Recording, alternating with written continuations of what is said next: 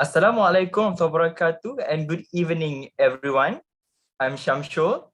And I'm Sabrina, and we are your moderators for today's program. We share 2.0 Kenms Streamlining, Choosing a program. This program is an initiative from us to help all Econss members to have a clear vision of their future studies in KNMS, Kuliah of Economics and Management Sciences.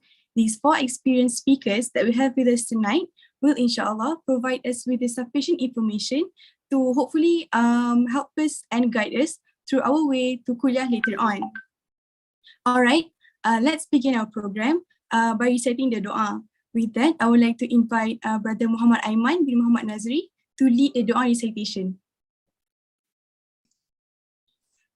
Al-Fatiha.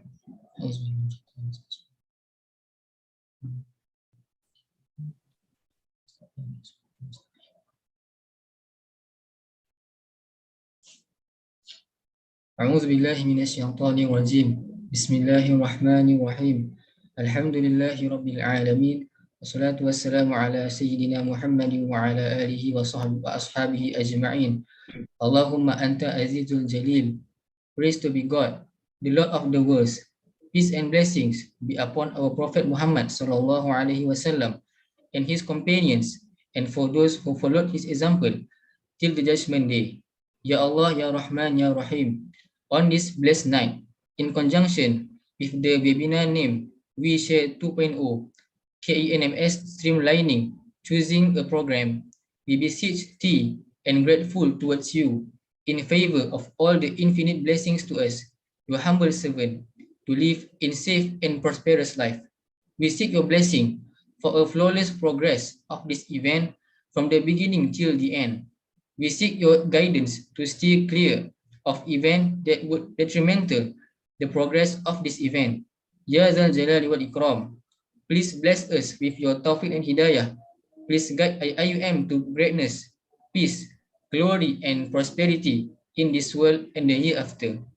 Make us a responsible intellectual, granted us with a valuable knowledge that will be beneficial to mankind in order to gain your mardatillah. Make us your righteous servant that followed your commands and neglect the sinful act. Please forgive us for our wrongdoings. Allahumma ij'al jam'ana hadha jam'an marhuma wa tafarruquna min ba'dihi tafarruqan ma'suma wa la taj'alil lahumma fina wa la ma'ana wa la man yatba'una shaqiyya wa la matrudan wa la mahruman. Allahumma ij'al khairu a'malina akhiruh wa khairu a'malina khawatimuh wa khairu ayyamina yawma alqaka fih. Allahumma ighfir lana dhunubana wal ikhwanina allazina sabaquna bil iman wa la taj'al fi qulubina ghillan lil ladzina amanu. Rabbana innaka ra'ufur rahim. Rabbana atina fid dunya hasanah wa fil akhirati hasanatan wa qina adzaban nar.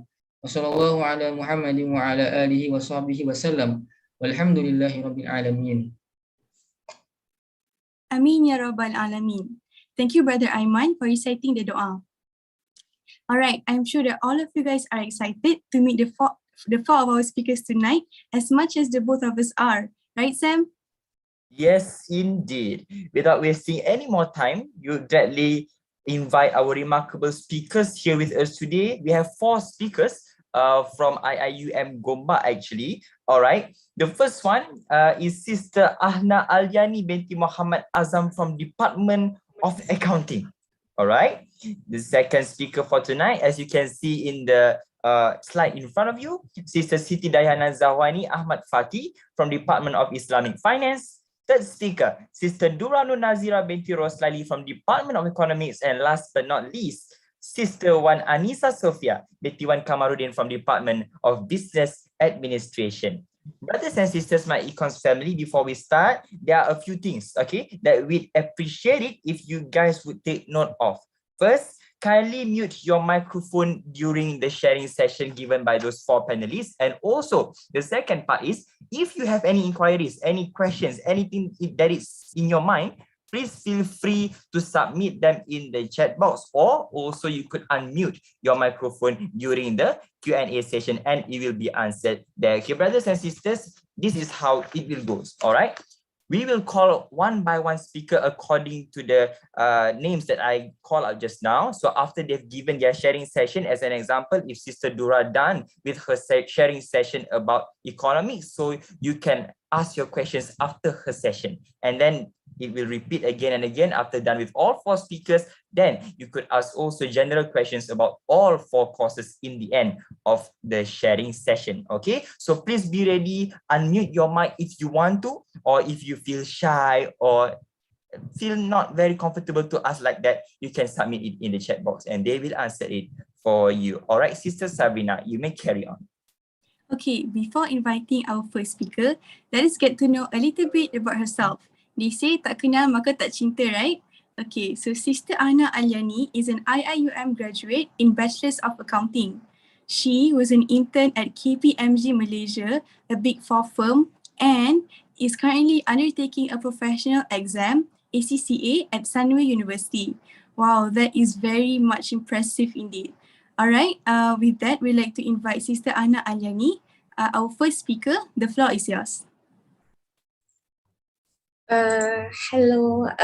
Can you stop sharing your screen? Okay.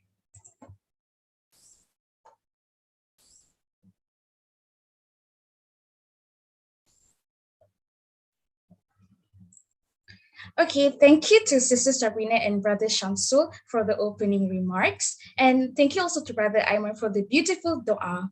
Assalamualaikum warahmatullahi wabarakatuh. And a very good evening I bid to Ms. Alfiza Yusuf, the student advisor for Econss Society, all organizing committees, and also my fellow KNMSENs. So today I'll be representing Bachelor of Accounting, and I'll be sharing with you what the course is about and some tips and tricks for you to navigate through your degree life. So yeah, first of all, let me introduce myself a bit. So my name is Ahna Alyani, and I am a BACC graduate. I was in batch 171. So for those of you who don't know, actually from our metric number, we can know our year of intake and also if we are in our first or second intake of the year. So for example, I'm in batch 171, right? So that means I joined in 2017 during the first intake. So for you guys, if you are joining this year during the first intake, it will be 221. Yeah, I believe. So next, as mentioned by Sister Sabrina, I'm currently a full-time ECCA student and I'm under the Accelerate program. So for those of you who don't know, ACCA has this partnership program with IIUM, where our curriculum is actually constantly being reviewed by ACCA in order to qualify for the maximum exemptions of 9 out of 13 papers. So this is actually a special program. Not all universities have this partnership program. So we are lucky to be in IIUM actually. And we are lucky to be able to qualify for all the maximum exemptions. And next, I'm actually a scholarship recipient from Yayasan Peneraju. Yayasan Peneraju is a government agency directly under the Prime Minister's department. And not only they offer professional accounting qualifications, they also offer other courses as well that you might want to explore, such as career preparation, where they teach you how to prepare your resume and how to prepare for your interview and job seeking tips and such. There are also courses related to IT, data analytics, and also digital marketing courses. So feel free to visit their website if you would like to upskill yourself. And also, as mentioned by Sister Sabrina before, I used to intern at KPMG, which is one of the big four firms in the industry. So for those of you who still don't know, Big Four is actually a jargon that is widely used in the industry. It refers to the top four audit firms, which are KPMG, EY, PwC, and Deloitte. So usually it's very competitive to get into these firms.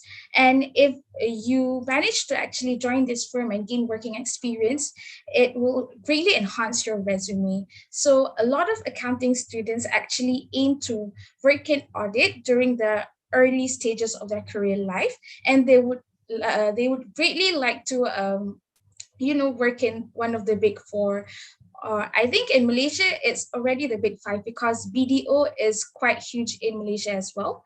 So globally, it's known as big four, but in Malaysia, it's big five. So you may want to try your luck as well.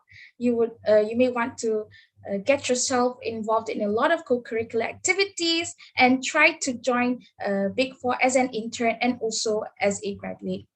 Last but not least, I used to be an ACCA ambassador during my final year of degree.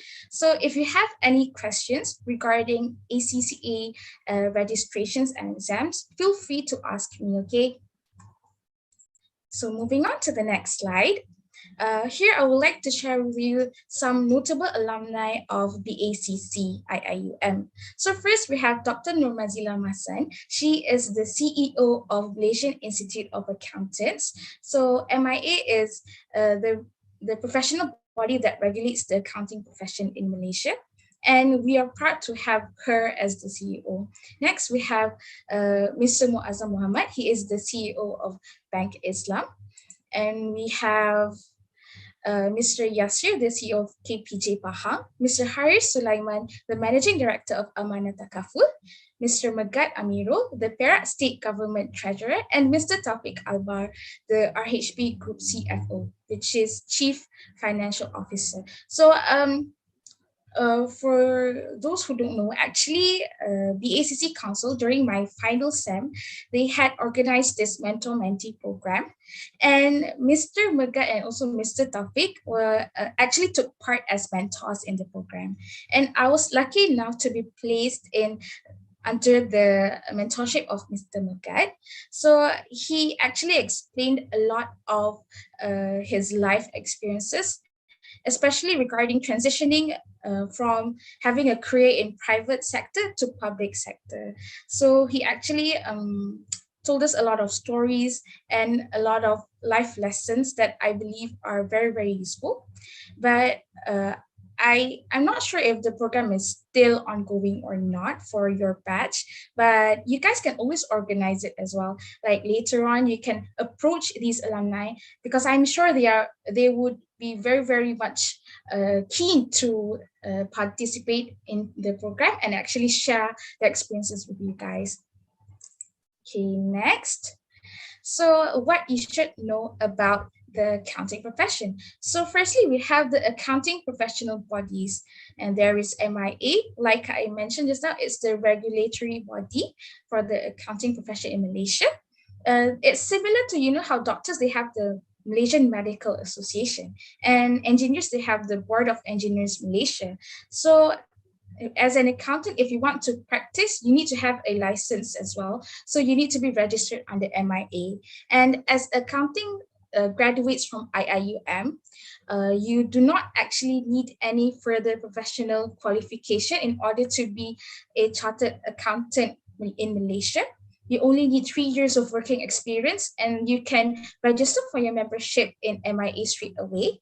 And this is actually different compared to most private universities, where you need to have at least one professional qualification from either ACCA or ICAW or MICPA or CIMA or CPA Australia in order to practice as an accountant. So we are actually lucky that we don't need the qualifications to practice, but I think in your early stages of career, you won't see the importance of professional qualifications yet. But as you climb up the career ladder, right, actually your company would strongly encourage you to pass your professional exams, because it prepares you with the technical knowledge needed to manage the company's operations. So it's best, if you ask for my recommendation, it's best for you to study for your professional papers ASAP, because you will be able to have that competitive advantage to stand out among other graduates, number one. And number two, you would be offered a slightly higher pay and a faster career progression. So any of these professional qualifications are actually equal, but it also depends on the industry and the company.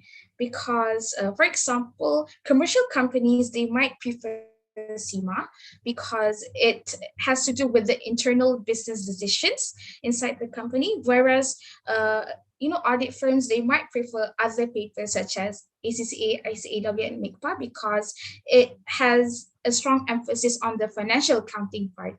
So before you want to pursue a professional qualification, please, research a bit about the company that you would like to join, the industry that you would like to join, and then try to ask the HR which professional paper do they prefer. But usually, because all of them are actually equally globally recognized, and all of the professional papers actually prepares you for the technical know-how to manage the organization and such. So actually it's actually pretty much equal. Next, this is the professional paper summary. I took this from the BACC Council Instagram. So it actually describes the total papers that you need to for each professional paper and the total exemptions that you qualify after you graduate from IIUM. So as you can see, because I used to be an ACCA ambassador, so I know the most about ACCA. And ACCA, in total, we have 13 papers, and we are accepted from 9 papers. So there's only 4 remaining papers left, which is the strategic professional level. And at this stage, you would need to sit for 2 mandatory papers and 2 optional papers. So if you like to know more about these, you can contact me for the brochures. I could share that with you to know more. But you need to take note that even after you finish your exam, right, you won't automatically be awarded with a membership. You would need to work for a minimum of 3 years first in order to qualify as a member of the professional body. And automatically after these 3 years, only then you can be an MIA member. Okay, so now I would like to share with you the standards that we normally use. So I think you would pretty much have learned this in your accounting one as well. And there's IFRS and IAS. These 2 standards are used, for the financial statements and financial accounting transactions. So actually IAS is the oldest statement, and IFRS is gradually replacing IAS actually. But there are like standards from IAS that are still applicable. So you need to know both. And you would also need to know the impact. Sometimes the standards change. So you need to know what are the implications to the company as well. And the third standard is ISA, which is used for audit. This is, basically they would describe to you the rights and responsibilities and duties of an auditor, and then, the audit processes and such. So yeah, ISA mainly revolves around audit, but as accounting students, there's a strong emphasis that you need to have a very, very, strong knowledge about IFRS and IAS. And sometimes after you graduate and during the interview with the manager, the hiring manager, they might ask you about these standards as well. So you need to prepare yourself and learn as much as you can during your degree. Okay, next I would like to, illustrate to you how MFRS adopts both IFRS and IAS. So as you can see on my slide, IFRS, there's IFRS 1, IFRS 2, IFRS 3, blah, blah, blah. So MFRS, they just rename it the same, 1, 2, and 3 as well. But for IAS, because in order to differentiate between the 2 different standards, they would start from 1, 0. So 101, 102, 103. Okay, so I'm giving you an example here. So for example, IFRS 3 is business combinations, but when it's adopted under MFRS, it becomes MFRS 3 business combinations. But for IAS 2 inventories, when adopted under MFRS, it becomes MFRS 102 inventories. So you might want to know why would Malaysia like do this? Why are we doing it? You know, it's such a hassle, right, to adopt this, but it's like essentially the same thing, right? So the reason is because it's to allow for any, you know, customization. For example, biological assets, there are actually some, you know, they tweak the standards a bit to fit the local scene. So that's why MFRS is still needed. And it's also like in the future to prepare for any customization that is needed in the future. So that's why we still have our MASB to issue MFRS, although it's essentially adopting the same thing as IFRS and IAS. Next. So I would like to clarify some things. Actually, one of my friend, she actually made a grave mistake of taking accounting instead of finance. She was interested in finance initially, but she thought accounting was similar. So she took a degree in accounting instead of finance. And she said she regretted it because it's not the same. You know, even people in the industry, we know it's interrelated. Accounting and finance is interrelated, but it's not the same. Let me illustrate this to you. Inside a commercial company, you know, as accountants, you want to see whether the financial transactions have been recorded according to the accounting standards or not. But for finance, it's more on, you know, deciding the borrowing, the investing, the capital structure of a company. So it's interrelated, but it's not the same. And for accounting, you must know that it's not purely calculations. Because a lot of juniors, they say, oh, they want to do accounting because they like to calculate and they don't like reading. But actually in accounting, there's a lot of reading involved as well. I would say it's actually an equal amount of reading and calculations, because in order to apply the calculations, you would need to understand the underlying concepts behind it as well. So you'll need a lot of reading, a lot of memorizing as well. And I think certain subjects like audit, it's heavily, you know, the theories is very heavy. So please do not make the mistake of choosing accounting just because you like calculations. Next, you need to understand that even though you're studying a degree in accounting, there are also non-accounting subjects that you'll be learning. For example, law. So, you know, before I joined, I was not actually, I did not know about this. I did not know I had to like learn some basic law. So it took me to a surprise. So I would like to like, you know, I want to like expose to you that there are actually non-accounting subjects that we need to take. And this is because it makes us understand the corporate environment better. So that's why non-accounting subjects like law are actually needed. And last but not least is Industry Revolution 4.0. So there has been a lot of debate actually. A lot of people are saying accounting jobs are actually depleting because of IR 4.0. And there's a lot of, you know, I would say worries that in the future, we might be replaced by robots. But actually, this is not true. Because initially, when Excel was introduced, a lot of people were displaced from their jobs, but it had created more and more jobs in the end. So I believe this scenario would repeat itself. So although, you know, the traditional bookkeeping jobs would be depleted, but other jobs, especially that requires analytical skills and data analytics, those kind of jobs, when combined with accounting knowledge, it would be it's growing in demand. So please fret not.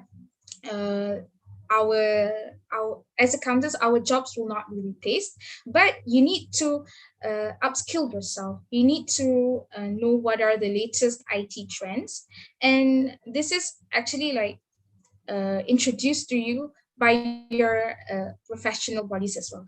MIA, or if you're taking a professional qualification like ACCA, like me, you'll need to sit for the CPD, which is Continuous Professional Development. They will introduce you to these modules in order to prepare you for the future. Next. So I'm going to share with you what you would be learning in your degree. So yeah, first there's financial accounting and reporting. This is similar to your accounting one, but in degree there are 5 financial accounting and reporting subjects. This one, short form, we mention it as FAR. So throughout FAR 1 to FAR 5, you'll learn a lot of things, but it's mainly about the financial standards, financial accounting standards, and how to apply them. So there'll be like recognition, measurement, presentation, disclosures of all the related statements, and you'll be learning about, what if there's a group of a holding company and it has subsidiaries subsidiaries and branches in other countries, right? So we'd have to translate the financial statement using the forex rates and such. So this is what you'll be learning in financial accounting and reporting, and it closely relates to the standards. So you would need a strong basic knowledge of the standards in order to excel in this subject. Next is management accounting. So management accounting is similar to your accounting too. You'll be learning about the internal side of business, how to make decisions inside the business. So whether to invest, which product mix is the most profitable, things like that. Which product is the bottleneck, and what do you need to expand, what do you need to produce in order to maximize your profits. So internal business decisions, and management accounting rules, I think they are integrating with data analytics. So in the future, I am actually not surprised if the financial accounting rules are depleting, but management accounting rules are growing in demand.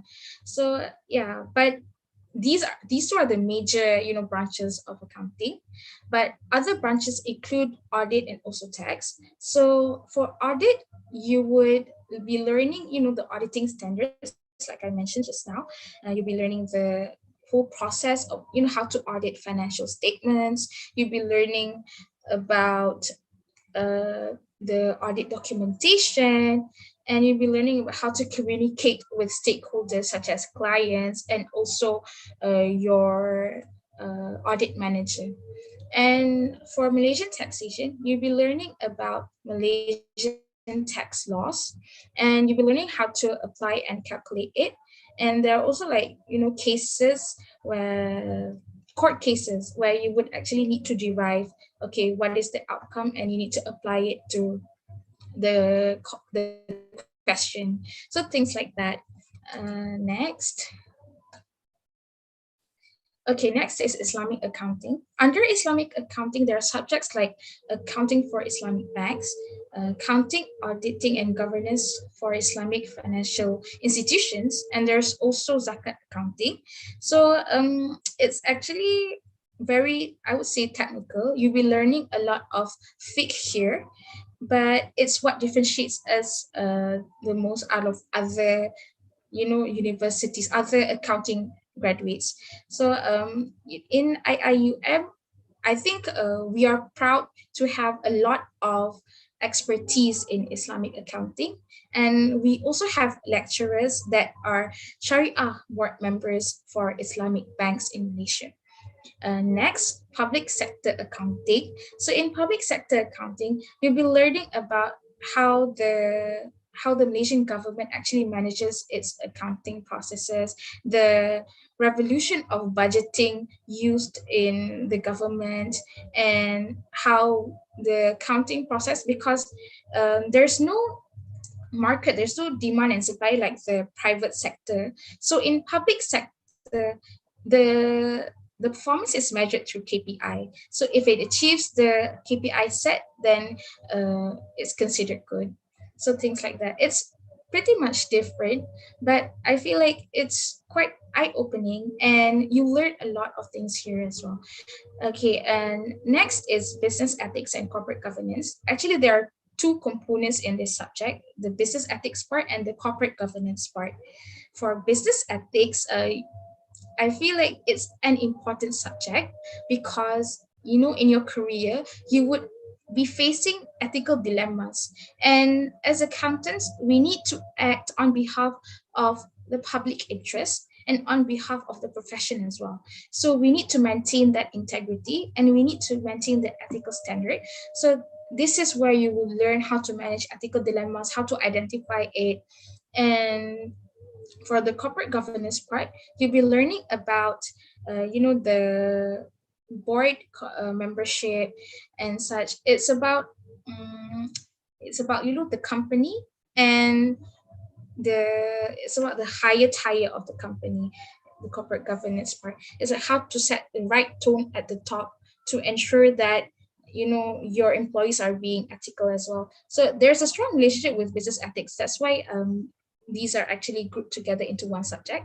But this is an important subject to take note. And I noticed that when I studied for ACCA, these the things that we learned in this subject were actually heavily being repeated during ACCA as well. So this is because we take corporate governance and ethics seriously. So that's why it's important to learn this.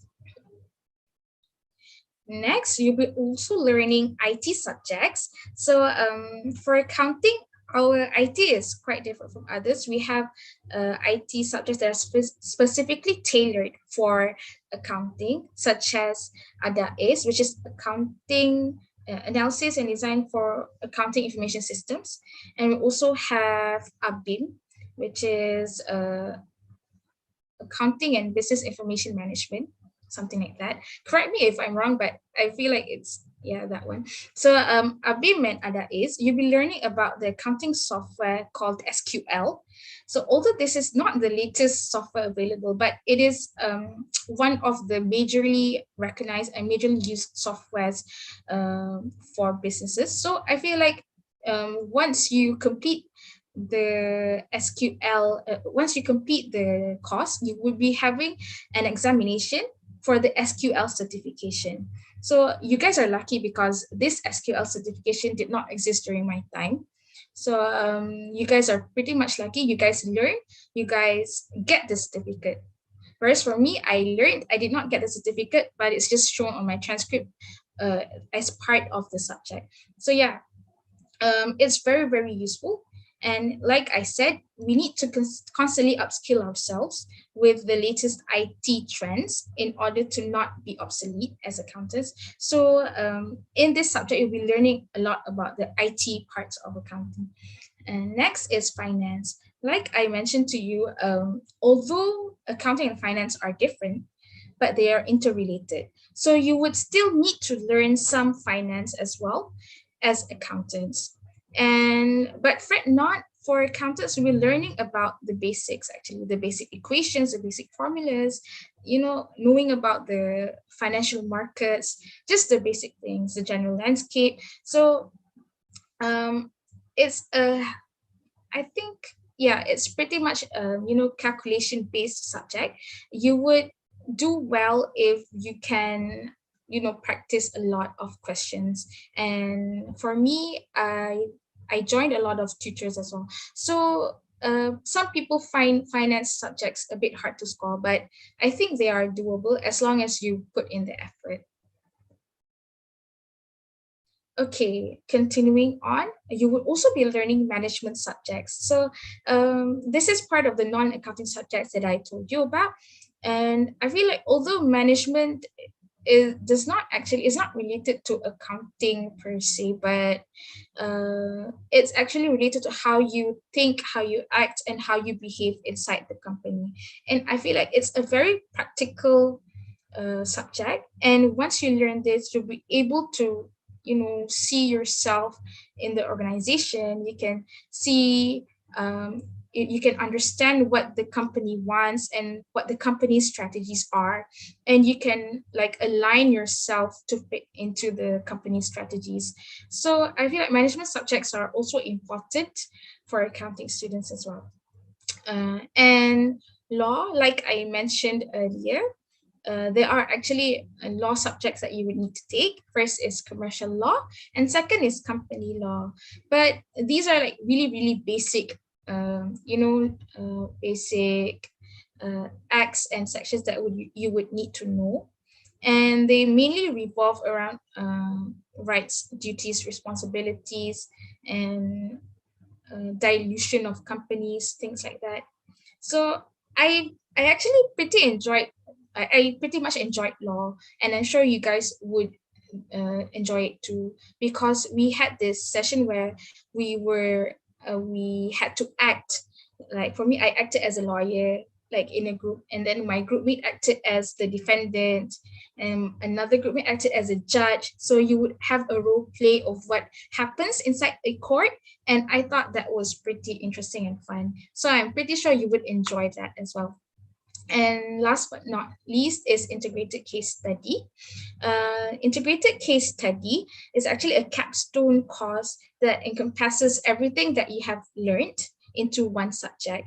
So basically they would give you like a business scenario, and you would need to interpret it and recommend some solutions as someone like a consultant. So as you know, as accounting students, you need to understand the underlying causes of an issue, and you need to understand the impacts of it to the company as well, because if it can cause a going concern, then that would affect the company's reputation, the company's gearing ratio, the company's audit report, the company's debt covenants with banks and such. So this is actually an important subject for you to grasp, to understand the end-to-end things that happen inside a company. And I would also like to share with you the electives that we have in accounting. So during my time, we had 3 electives to choose from. First is advanced tax, second is futures, options, and risk management, and third is investment analysis. So for advanced tax, it's actually, IIUM. We use the syllabus from MICPA, and you can also qualify for an additional exemption for MICPA's tax paper if you sit for advanced tax. That is a major break. So if you're interested in pursuing MICPA, you can take advanced tax in order to like provide a shortcut for you. And the second and third electives are actually finance-based, and it's mainly about, the second one is about the financial derivatives and financial market and institutions, and how are you going to hedge, your position if you want to buy or sell stocks and things. Those are discussed in investment analysis. So these electives, pretty much give you a choice of which area of specialization you want to do. Before this, during our seniors' time, actually Islamic accounting was one of the electives, but now Islamic accounting is actually incorporated in the accounting syllabus, because it's actually to make us stand out among other public and private unis. So that's why they made it compulsory for us to sit for Islamic accounting, and left these electives behind for further specialization. And I would also like to share with you, our total credit hours is the highest among other courses inside KENMS. And we face like pretty busy schedules every semester. And for me, it was a minimum of 18 and a maximum of 20, 21. But that one is because I took a lot of short semesters, because I see my friends who did not take short semesters, they could go up to 23 credit hours and above. So it's pretty heavy if you ask me, but it's doable. So don't worry. And for group assignments, it's pretty much similar to foundation, where you would be required to do reports, sometimes video presentations. If you are doing live classes, face-to-face classes, then face-to-face presentations, and you would be doing case studies for, I think third and fourth year subjects, there's case studies, and these are basically normal for accounting students. Okay, next. So my 5 golden tips to survive as a BACC student. Firstly, you must adhere to the study plan. Now, let me tell you why. Firstly, if you don't follow the subjects that are scheduled, okay, your study plan, let me tell you about the study plan first. Your study plan, the BACC department, the accounting department has set for you which subjects to take for each semester. And you need to follow this schedule because, number one, if you don't follow, then you have a risk of not graduating on time. This happened to one of my friend where he did not follow the schedule, and because he was pretty ignorant and he did not consult the academic advisor regarding it. So what happened was, in his final semester, there were 2 subjects that clashed with each other. The schedules clashed, and in order to graduate, you need to sit for both of these subjects, right? So he had to extend 1 semester just because of that subject. So in order to avoid from this happening, please just follow the study plan. Secondly, you can network with your seniors in order to get notes. You can get secondhand textbooks at a cheaper price. You can also, like for me, before the semester starts, I personally contact my seniors and I ask them, what is this subject about? And I ask them a lot of things. I ask them for the course outline. I ask them for any slides and any notes they have, because that can prepare me to face the subject for that semester. So you please network with your seniors, and this comes in handy not just during your degree life but after your degree life as well, because when they already start working, you can always ask for their tips and also ask for their experience, like how has this company been treating you, and what has your performance been so far, things like that. So please keep a close relationship with your seniors always. Thirdly, you can seek knowledge outside of class. And this is what I had personally done. I read news on Twitter. So some news that I follow are The Economist, The Edge, Financial Times, The Guardian. There are a lot of actually news platforms available for you to read up. And why is this important? Actually, because it makes the class discussions pretty much more interesting.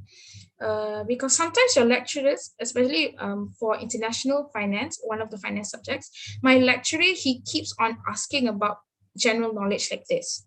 And in order to have a more in-depth discussion and exchange opinions, more effective exchange of opinions, then it's important to seek knowledge outside of class as well. And you can also answer your exam questions better if you can relate it to real case scenarios. Fourth, you should consult your lecturers. So personally for me, during my first and second years, I didn't really consult my lecturers because I felt like I could do it well without them. But I think in my third year, the subjects kept on getting harder. So I started consulting with lecturers, book appointments and such. It could be as simple as, before a presentation, just ask the lecturer to revise your slides and points to see if there are any points missing, things like that. So, once you consult with lecturers, you are more likely to grasp the topic better, and you can score better on your assignments as well. So that's what consulting is important for. And last but not least is time management. Now, why is time management important? It's because as BACC students, we have a lot of subjects to juggle. And not only that, we also need to like participate in extracurricular activities as well, because you know, as accounting students, there's a lot of competition out there, not only public universities but also private universities. And there are also students who are taking the CAT ECCA routes, the CFAP ICAW routes, that they graduate with professional accounting qualifications straight away. And there are also graduates from uh, overseas universities as well. So there's a lot of competition. So you need to participate in extracurricular activities as well. And you need to also manage time for your academics as well. And I I I actually observed that my friends who are active in co-curricular activities actually have better academic results. So I think this is because they understand how to manage the time well. They focus in class, and that translates to, you know, lesser time to revise and more efficient time to study and such. So I think that's, you know, one important lesson you can take note of. Yeah. So please manage your time well. If you need any more tips, you can just ask me later during the Q&A session. But these are like the generally the tips that I pursue in order to survive my degree. Next. Okay, so I would like to talk about extracurricular activities available. So, you know, as accounting students, I feel like you should establish network with the big four, and this is particularly important because it actually enhances your potential to be absorbed when they know you. And because I was a part of BCC Council before this, I I pretty much knew like the HR, and when I attended the interview, they knew me because, you know, familiar faces and such. So that increased my chances of being accepted as an intern at KPMG. That's why I would highly suggest for you, if you want to, you know, work in the Big Four, then you can start being active in the ACC Council. Just get to know the HR people from Big Four. And other academic-based societies available are MSAS. MSAS is Economics and Management Sciences Society in our kuliah. So that's like the bigger arm that encompasses all four departments. So yeah, you can pretty much choose. But if you want a more like specialized for accounting academic one, then you can go to BCC Council. And secondly, there's IIUM Student Union. I'm pretty sure you know about this. It replaced the SRC, the Student Representative Council before this. It's mostly about, you know, the university's administration, you know, bringing the students' voices to the higher management. So if you're interested in advocating for that, then you can go for IIUM Student Union. For sports, we have IIUM Mustangs. So there's a lot of sports available, and sometimes there's selections for you to participate. So in order for you to, you know, represent IIUM for tournaments, then there would be local selections, and only then the Sports Development Council, the Sports Development Center, would actually, you know, evaluate your performance and see if the university wants to send you for the tournament and sponsor you or not. So things like that. And next is clubs. There's a lot of clubs actually available in IIUM. So it ranges from intellectual, volunteering, da'wah, activism, and debate. So among all of these clubs, I would highly suggest you to go for debate. Firstly, because you can, you know, improve your self-esteem and improve your speech.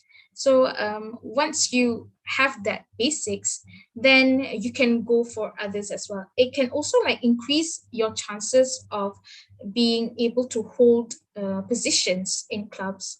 So for example, I used to join debate during my foundation and first year. And because of that fluency in speech that I had, I was entrusted for leadership roles during my second year in the ACC Council. So yeah, things like that. I think that was the pathway that I pursued. So if you would want to pursue that as well, then feel free to do it. And last but not least is external organizations. So For example, ACCA ambassador, KPMG ambassador, ICMS, and AMEU. So actually, I don't want you to restrict yourself in thinking that there are only extracurricular opportunities available inside the university, because there are plenty of opportunities outside the university as well. And I would highly encourage you to try, join competitions.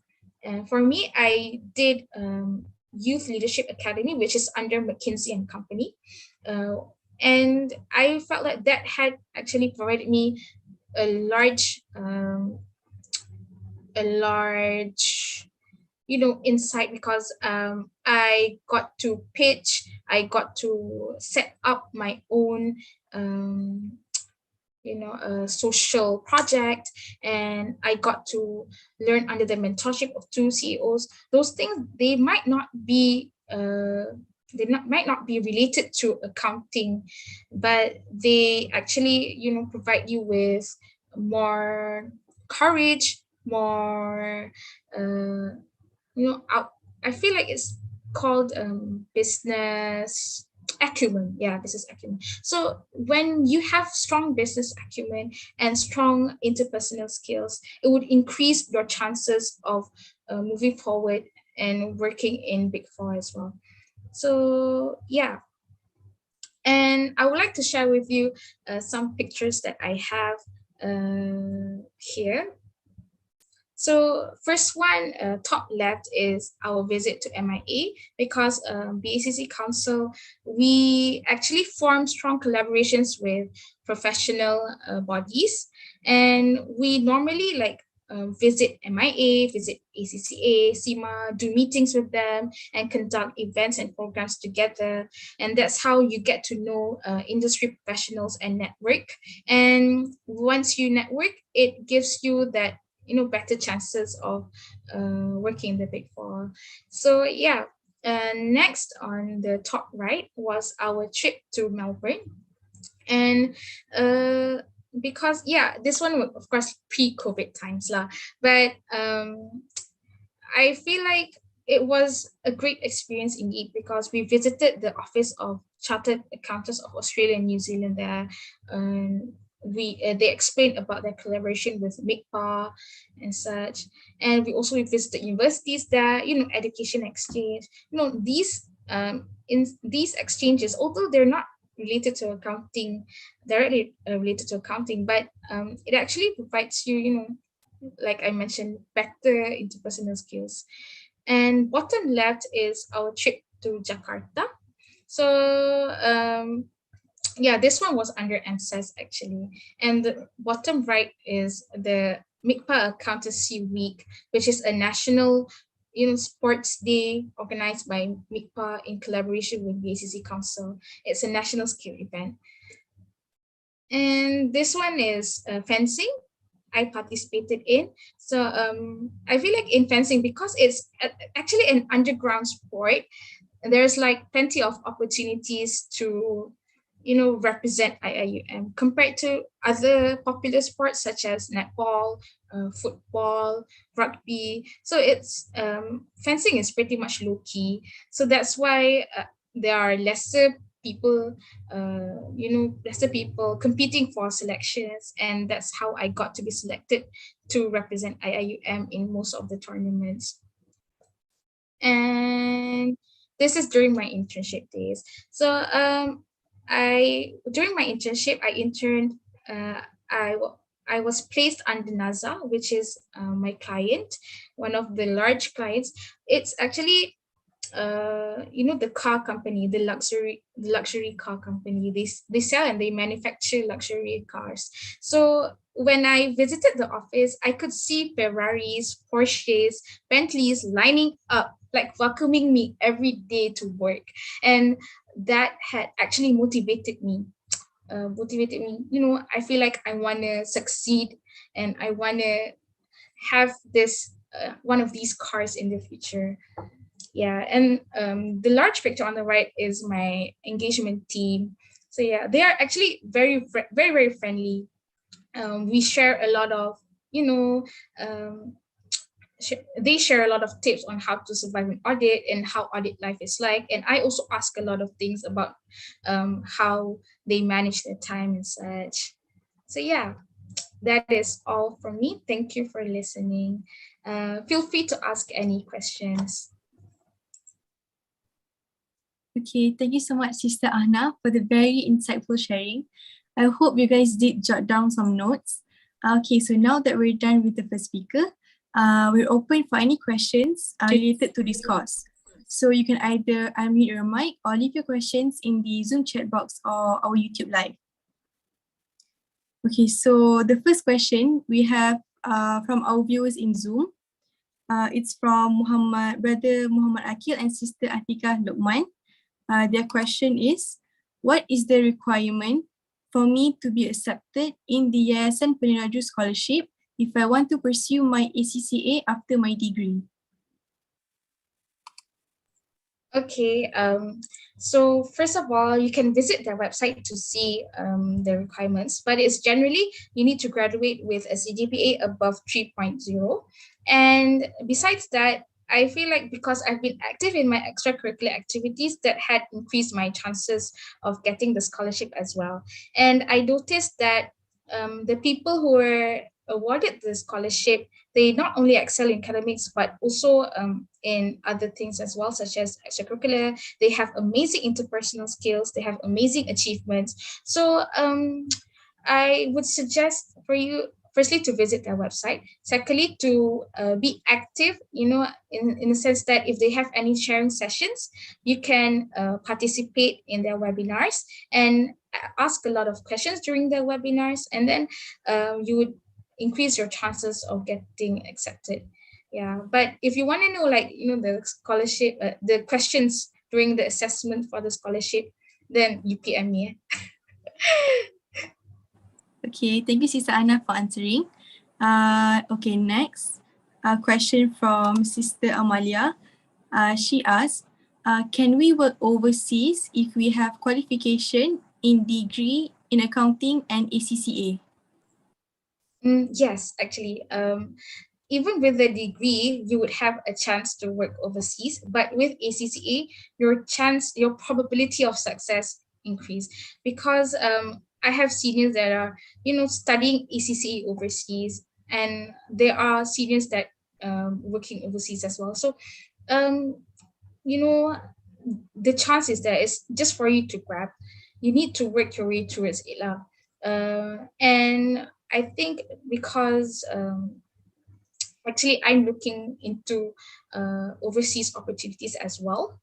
So later, if I manage to successfully get one, I can share with you further insights. But yes, you stand a chance to work overseas, and professional qualifications acts as a passport for you to travel anywhere and work, because it is widely recognized across the globe. But I would like to have a disclaimer here.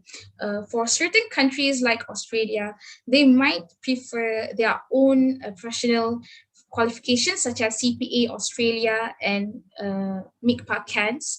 So you might want to pursue that if you want to work in Australia. Whereas in the UK, they have ACCA and ICAEW. So you might want to pursue those qualifications if you want to work there. So yeah, it depends on the country you want to work as well. Okay, thank you, Sister Anna, for answering. Okay, I think that's all for now. We'll leave the rest for the Q&A session at the end. Okay, so let's proceed with the next speaker. Sam? All right. We do not have any more questions right now for Sister Ahna. So thank you very much, Sister Ahna. What a wonderful sharing session. Only the first speaker. So many insightful tips and, experiences given by our beautiful Sister Ahna. So before we go on with our second speaker, I wanted to ask to all the audiences in the Zoom meeting here today. So give me your responses. Are you still there? Bangun ke? Tengah makan Maggi sambil tengok live ke? Cuba bagi respons sikit dekat chat box ke? Bangun budak flat, bangun. Gitu. Yes, good. I know Patricia. I know Atika. Semangat. Yes, that's what I want. Brothers and sisters, tonight's session santai tau. This is not a lecture. So you do not need to close your camera, tak pakai tudung ke apa ke. So enjoy yourselves, okay? We invited 4 of them for a reason. And that reason is to give the best to all of you.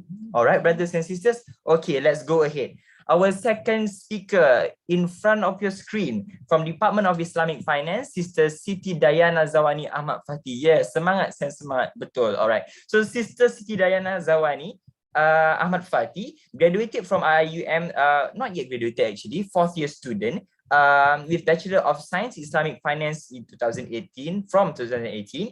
And as seen from her resume, she is very much involved in volunteerism and all things regarding about finance. So you could see the most special thing about Sister Dayana Zawani, you could see on the screen, top 5 scorer for Department of Finance. Top 5, guys, top 5. My time is even hard. Semester 1, so hard to even achieve good grades. But she achieved top 5 scorer. Unbelievable. So let's hear from her. The floor is all yours, Sister Siti Dayana.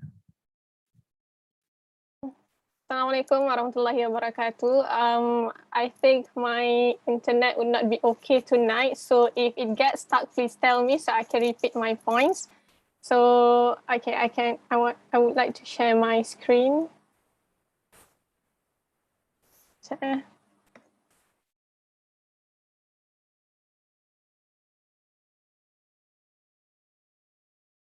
Okay. All right, so can you see my screen right now? Yes. Yes. Okay, so Bismillahirrahmanirrahim. My name is Siti Dayana Zawani, or you can call me Dayana. I am currently in my final year, first semester in Islamic Finance Econss. So as you can see in the screen is our kuliah that you will be entering next year. So that's a brief intro. Basically, if you want to contact me, you can get the details in front of you. Okay, so next, just a brief introduction over here. So my education background, but before that, just a disclaimer that the fact that I'm here is not that I am the best student of the Department of Islamic Finance, but I'm here just to share the intelligence of my friends out there that they cannot be here today. So I will share with you all of the tips that I can today. So basically, just a brief of my education background. I started in my secondary school as I'm taking art stream, or as you know, it's science social, and then I enter IMCFS like all of you right now taking Econss. And 2018, I enter first year economics. Back then, during my batch, we didn't enter the department yet on our first year. But for you, your batch, you will be entering the department on your first year. So only after the first year of economics and management sciences we will get to decide which department we want to go. So I entered the Department of Islamic Finance, but basically or initially it's not my intention to go to Islamic Finance department. My initial idea was to get into Department of Economics, since I am very interested in economics when I was in school. However, when you enter first year in economics, you will learn, during your first year, we learn all subjects that cover all the areas that we have in the kuliah, such as economics, accounting, Islamic finance, and also business. So during your first year, it's your time to basically to figure out which area is fit your interest the best. So later, before you take department subjects or department courses, you can decide which department actually fit your interest the most. So back then, I didn't plan to go to Islamic finance, but I don't like accounting, and I don't have that deep interest to go to economics, and I don't want BBA, business administration. So the only option that left for me is to go to Islamic finance. So I entered Islamic finance department, and only later I discovered the beauty of finance during that time. So until now, I am glad that during my final year, I can say that Department of Islamic Finance is like a beloved department of us. Okay, so next, okay.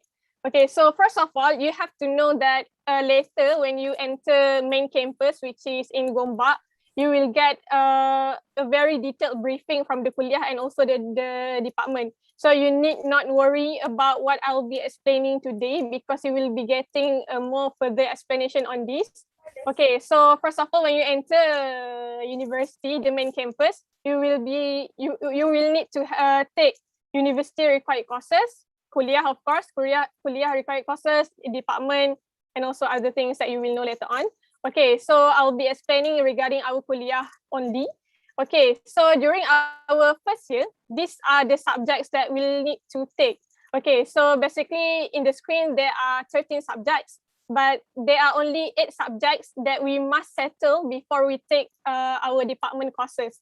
So among them, basically like statistical methods, business maths, micro, macro, etc. So during this time that I mentioned just now that perhaps initially or after you graduated from CFS, you might don't have any interest yet or don't know yet where you want to go, which area, either economics, accounting, finance, or business. So during this first year, you have to grab this opportunity to figure out which one is best with your interest. So like, for example, for me, I initially wanted to go to Department of Economics. However, when I entered the first year, I studied all the subjects. I realized that, I don't really can go deeper into economics. I don't really have interest in that area. So that's why I decided to not take Department of Economics and go to Islamic Finance instead. So this is basically the subjects that cover 4 areas, which is the department that we have: economics, accounting, business, finance. So you basically will get the basic info regarding the area during the first year. Okay, so next. Okay, so now we will look into deeper about finance department. Basically, my batch is actually the last batch that we call this department as Islamic Finance Department. Now it is already changed into Finance Department because I believe the kuliah wanted to make it more general, that is not specifically to Islamic finance, but so they changed into Finance Department. And also I believe that when they put Islamic Finance Department, they actually didn't put sufficient Islamic or Sharia subjects in the Islamic Finance Department. So okay lah, tukar and Finance Department. Okay, so in the Finance Department, what you will learn? Okay, so basically in Finance Department, we will learn conventional and Islamic finance discipline that covers all these 4 industry, which is the first one is, okay, the first one is financial institutions. So financial institutions including banks and takaful institutions and any financial institutions aside banks. And the second one is capital market. And the third one is Islamic wealth management, such as wakaf, zakat, and whatnot. And the last one is legal and Sharia aspects. So legal, basically the one that Sister Ahna mentioned just now, that we will be learning a law subject and many more. Okay, so this is basically the area that covers in Finance Department. We will learn all these subjects in our department. Okay, next. Okay, so this is the department required courses. Basically, after we settle all the 8 subjects in kuliah required courses, then we are eligible to take this department required courses. So like I have mentioned just now, this is all the required when we enter Department of Finance, and it covers all the industries that I have mentioned just now, like banks and whatnot. Okay, so let's go through one by one very fast. So IFM, Intermediate Financial Management, basically we will learn how to make investment to company, but before that, how we want to evaluate which project or which company is best for us to invest. So we will do, this is a calculation subject where you will need a financial calculator, so you will need to buy another money over there. Okay, so we will calculate what is the cost of investing in that company and whatnot. So this is the calculation subject. And the next one is principle and practices of takaful. This is the Islamic wealth management that I mentioned just now. Sorry. Takaful is part of Islamic financial institutions. Okay, so the third one is Islamic capital markets. So some of you might like bursa, stock market and whatnot. You will learn here the general about the future options anything that related to capital markets. It is a very interesting subject. And the next one is Islamic wealth management, like wakaf and zakat and everything that I have mentioned. Basically, during my time, we are required to take wakaf subject, but for your time, I think they have combined everything, so you need to just take one subject. That is Islamic wealth management. It is a new subject for us too.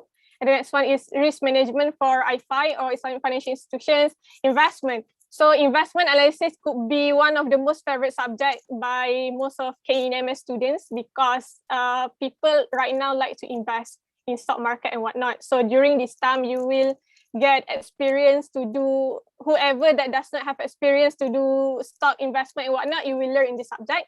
And next one is Qawaid Fiqhiyah for banking and finance. Just like I have mentioned just now, we will also learn Sharia aspects in IBF or Islamic banking finance. So this is one of it. And the next one is bank management. We will learn everything about banks, how to open Islamic banks, what is the requirement, money laundering and whatnot. This is also a very interesting subject. And we also have a very experienced lecturers that once work in the industry. So it is very fun. And next one is corporate finance. Okay, corporate finance is actually not a required courses during our time. I'm taking this course but as an elective. So during your time, it is required. So I think it is very suitable since the kuliah has changed from Islamic finance to finance department. So corporate finance is very important. This is like almost similar to intermediate financial management. It is a calculation subject that you will evaluate which company you need to invest and whatnot. Okay, so the next one is introduction to entrepreneurship. Entrep is actually not really directly related to finance, but you have to take this subject. So basically, you may know that your seniors, or basically my batch and my previous batch, we need to do business and achieve 3,000 in 2 months. Okay, so you will come to that later. Okay, the next one is marketing principles. Everything that marketing related to business communication, also a new subject for us that we never take. And it's very important because you need to know the legal aspects that relating to transactions in our country because we are taking finance, right? So you will learn about Hire Purchase Act, SOGA. SOGA is sales of good acts and everything. Okay, so the last one is Usul Fiqh. Just like I mentioned just now, there's also Sharia part in our department. Okay, next, just now we have concluded kuliah required courses, and then after that only you can take department required courses. And then alongside with department required courses, you will have to take either one of these, which is either you take 7 subjects in elective courses, or you will take minor courses. You guys are very lucky actually because we don't have this during our time. The only option that we have is only elective courses. But now during your time, you are offered minor courses. So basically 7 in elective courses or 7 subjects in minor courses. So the 3 courses that offered to you is marketing minor, management, or Islamic economics. Okay, so we will look one by one what they have. Okay, so if you opt for 7 elective courses, you may choose all 7 from the table A, or you can also choose 5 from table A and 2 subjects from table B. So this is basically this is like general subjects from kuliah of economics that you can take alongside with department required courses. Okay, so this is all the subjects. So it depends on you. If you want to go deeper to Sharia, for example, you can take more Sharia subjects like Usul Fiqh to Wakaf and whatnot. If you want to go for like corporate finance or corporate governance, so you can choose what is suitable for you depending on your interest. Okay, okay, so this is only for finance elective courses. The next one is minor subjects. Okay, so these are the subjects that you will be taking if you opt for minor courses. So they are marketing, management, Islamic, economics. You guys are so lucky. That's all I can say because we don't have option back then. Okay, so done with the all the subjects? Okay. You don't need to worry because the department and the kuliah will brief to you very detailed later on. Okay. Next is intern. Okay, so being in Department of Finance, you will need to take industrial training or intern for 24 weeks. That is for you. For us, we are only required to take 3 months of internship, but you guys need to have 6 months of internship. Okay, so you basically being in Department of Finance, we are very lucky because our department, our management, our lecturers are very particular regarding intern. We already get a very frequent briefing for intern. They will not let us left behind in the intern, and the kuliah will always assist us to get the best place for us to do internship. Okay, so just like I mentioned before, you will get a briefing regarding the intern later on. Okay, so as for me, just like if you see sister Dura after this, she had gone through the intern during 3rd year, if I'm not mistaken. But for us, Department of Finance, usually we took the intern at the end of our semester. So since I am in final year, 1st semester, the next semester I will go to internship, inshallah. Okay, the next one. Okay, so this is basically generally the career prospect, where you can go after you have graduated from Department of Finance. So as I mentioned, or as what we have learned in the department, that covers many areas such as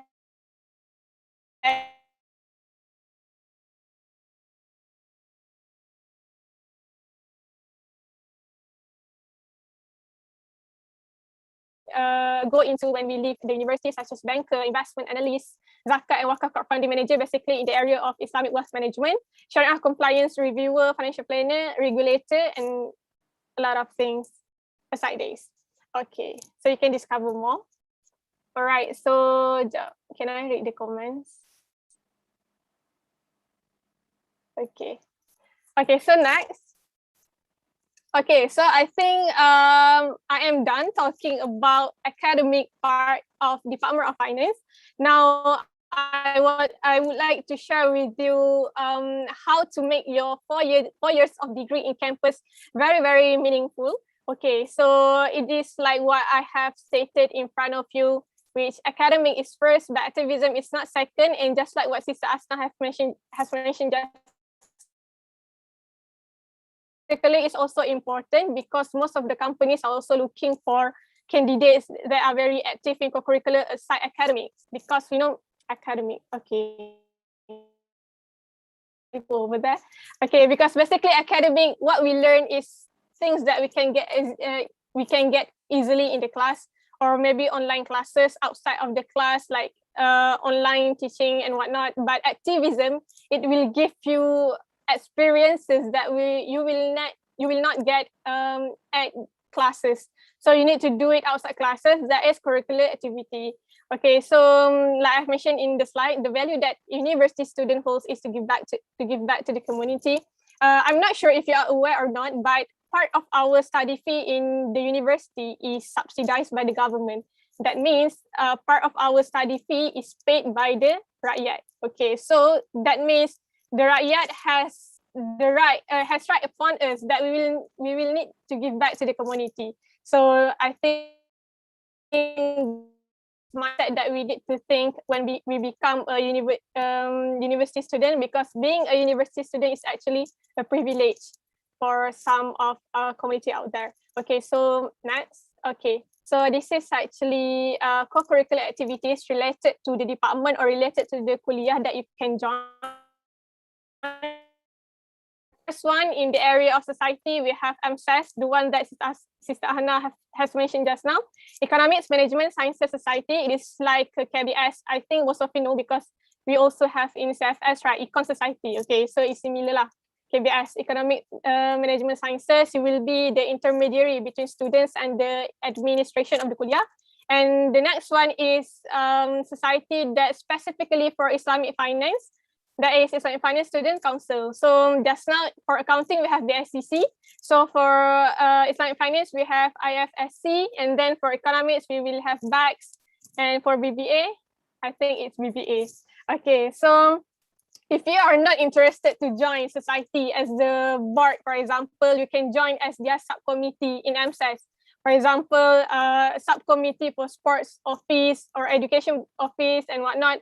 And also, if you are not interested in to lead the society, so you can also join program that is held by the society above, such as MSAS Challenge is one of the famous annual program by MSAS. That is in MSAS Challenge will be having 4 areas of challenge that are related to our kuliah, such as challenge for economics, challenge for accounting, business, and also finance. And during this time also, you will get to engage with people from the industry because they will be the judges for our challenges. It's a very great competition. So I really encourage all of you to join. If you are scared to join as a participant, you can join as a committee at first to learn how it will work. Okay, so the next one is IBF Symposium. Basically, this is only one-off program that MSAS have held last semester. Basically, it's Islamic Banking Finance Symposium. So there are many other programs that the society in our kuliah will hold for you. So just look for the opportunity for you to join. This is all anything related to our kuliah. And for other than our kuliah, you may also join outside of the kuliah, such as anything that related to our industry. For example, you can also be members of the Malaysian Young Sharia Scholars Association, and also there are many other academy that you can join in relation to our finance department. Okay, so the next one is alongside with co-curricular related to kuliah, you can also join other things. Why I said this? Why I said all of this? Because I said just now, right? Academic is first, but activism is not second because we have responsibility to give back to the community. So our community could be community in campus and also community outside of the campus. Because I think it is not weird, but pelik lah kan kalau in Gombak we have a university, but the university doesn't help the people around them. That is one of the examples. So basically, being in the university, you only have 4 years. The 4 years is actually very short for us to learn a lot of things outside of the class.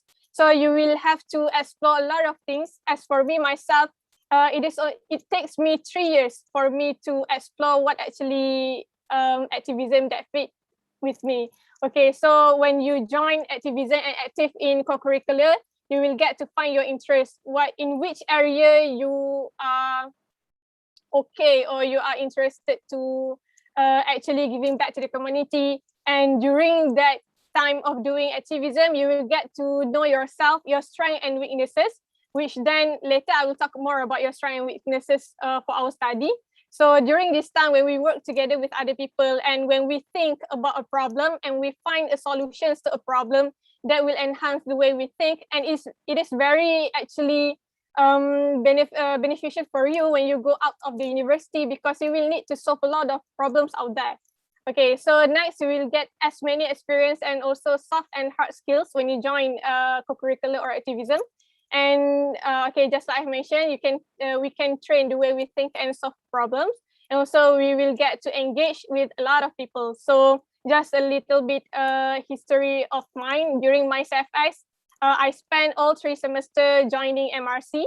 And when I enter the main campus, I joined MSAS as a subcommittee, and then Harmony IUM until now, and also Election Commission. So Election Commission is actually Suruhanjaya Pilihan Raya campus for IUM Student Union. Okay, so I just want to share a little bit of the one event that we took this year, which is the first picture. As you can see, we had sent a proposal to the director of Belanjawan 2022. We sent a proposal to the Ministry of Finance with a suggestion to the MOF, suggestion to budget 2022, what they can offer to the students. So this is one of the things that we can do as a student. Basically, if we are living a good life as a student, we have everything, we have laptops and whatnot, but there are many our friends that doesn't have the privilege like most of us. So we need to fight for them. So just like I have mentioned just now, find the best mechanism for you to contribute back to the community of campus and also outside of the campus. Okay. Next, I will share with you some tips and tricks to excel in our study. Okay, so first of all is, of course, we have to be alert in the class. Okay, alert in the class and alert in everything, which we need to know everything about our subjects, especially assignments. Because usually when the lecturers give us is assignment, they will attach the assignments also with the rubric. So you need to go through everything, the rubric and whatnot, so you will not miss anything when you do the assignments. Okay, that is for alert. And the second one is focus. Focus, especially during class, because basically when you enter degree, the duration time for our classes for economics, for Kuliah of Economics, usually 1 hour and 20 minutes. So basically it is actually a long time because we are draining right now doing online classes. However, you need to train ourselves. So avoid social media browsing during classes. If you are bored, you have to train yourself to focus, because you will realize that you will get a better understanding if you train yourself and not to train yourself by browsing social media. So, okay, the third one, okay. Talking about focus, it is very important, especially if you are busy outside of the classes, such as you are very active in co-curricular activity or activism. So this time in class, this is the only time that you can focus. So focus 100% in your classes. If you're sleepy, you know what to do, right? Okay, so the third one is you have to know your strengths and weaknesses.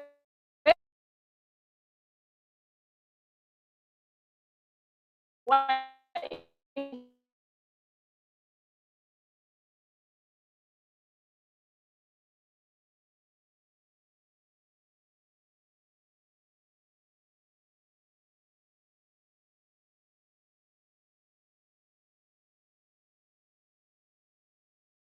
subjects, for example, that you are not really good in, I think that we are not really good in calculations.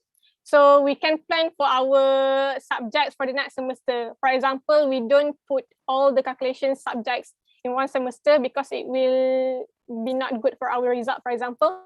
So mix the subjects. First and foremost, you have to know your strengths and weaknesses. And when we know about our weaknesses, we will know what we need to ask for help from others and to improve our mistakes and whatnot. Don't be shy to ask for help. This is for yourself and for your future. Okay, so the fourth one is to find the right circle. All right, so finding the right circle that I mentioned here is regarding kuliah friends. So since you are from CFS, you might already have friends in CFS. So when you enter degree, you might be separated because you might be taking different departments. So I'm not sure what kind of methods that you can take, but find a group of kuliah friends that can be together with you during the whole degree. So these are the friends that will be doing assignments with you for all subjects. And for example, if you, basically for my cases, it is really important for the type person like me that is very busy in activism and co-curricular to have a support system from a friend to ensure that I am well adversed regarding the information from the lecturers and whatnot. I might be leaving some important information during classes. So having very comfortable friends around you, they will help you. But basically, if you are busy with your co-curricular, does not mean that you can become the burden to your friends. So it's actually like a give and take. You help them and they help you too. So don't burden them. That is a very important thing lah, because basically when you enter degree, a lot of people say we don't want to be free. Then you have to excellent in both academic and co-curricular. You have to work hard as much as you work hard for your co-curricular. You have to work hard in your study too. So be the leader of your group assignment. Lead your friends. And when you don't have the time, okay, the next time your friend will help you. So for my case, we have a group of kuliah friends, 4 members since the first year until now, and we will interchangeably lead the assignments that we have. So the teamwork, inshallah, will make the dream work. Okay. So, okay, the last tips that I would want to share is that should never forget is to ask Allah SWT for the strength and success to go through all the degree life, since Allah is the source of everything. Okay, just want to add some point that basically the semester that I was rewarded as the top 5 best scorer for Department of Finance was actually the most hectic and the most busiest semester I have ever had. That I cried a lot while doing dishes in the kitchen because I was very busy for campus selection during that time and whatnot. But ironically, that the most busiest semester I had, but I was rewarded as one of the top scorer for Department of Finance. If we think logically, basically, if we are very busy, we will not get best result for our academic. But that is actually our logic only. Basically, if you think that you are afraid to join co-curricular or doing activism or contribute back to the community, you are afraid because you will not have sufficient time for your academic. But as I mentioned just now, as much as you work hard for your co-curricular, you have to work hard for your study too. And we need to know that our religion or Islam is not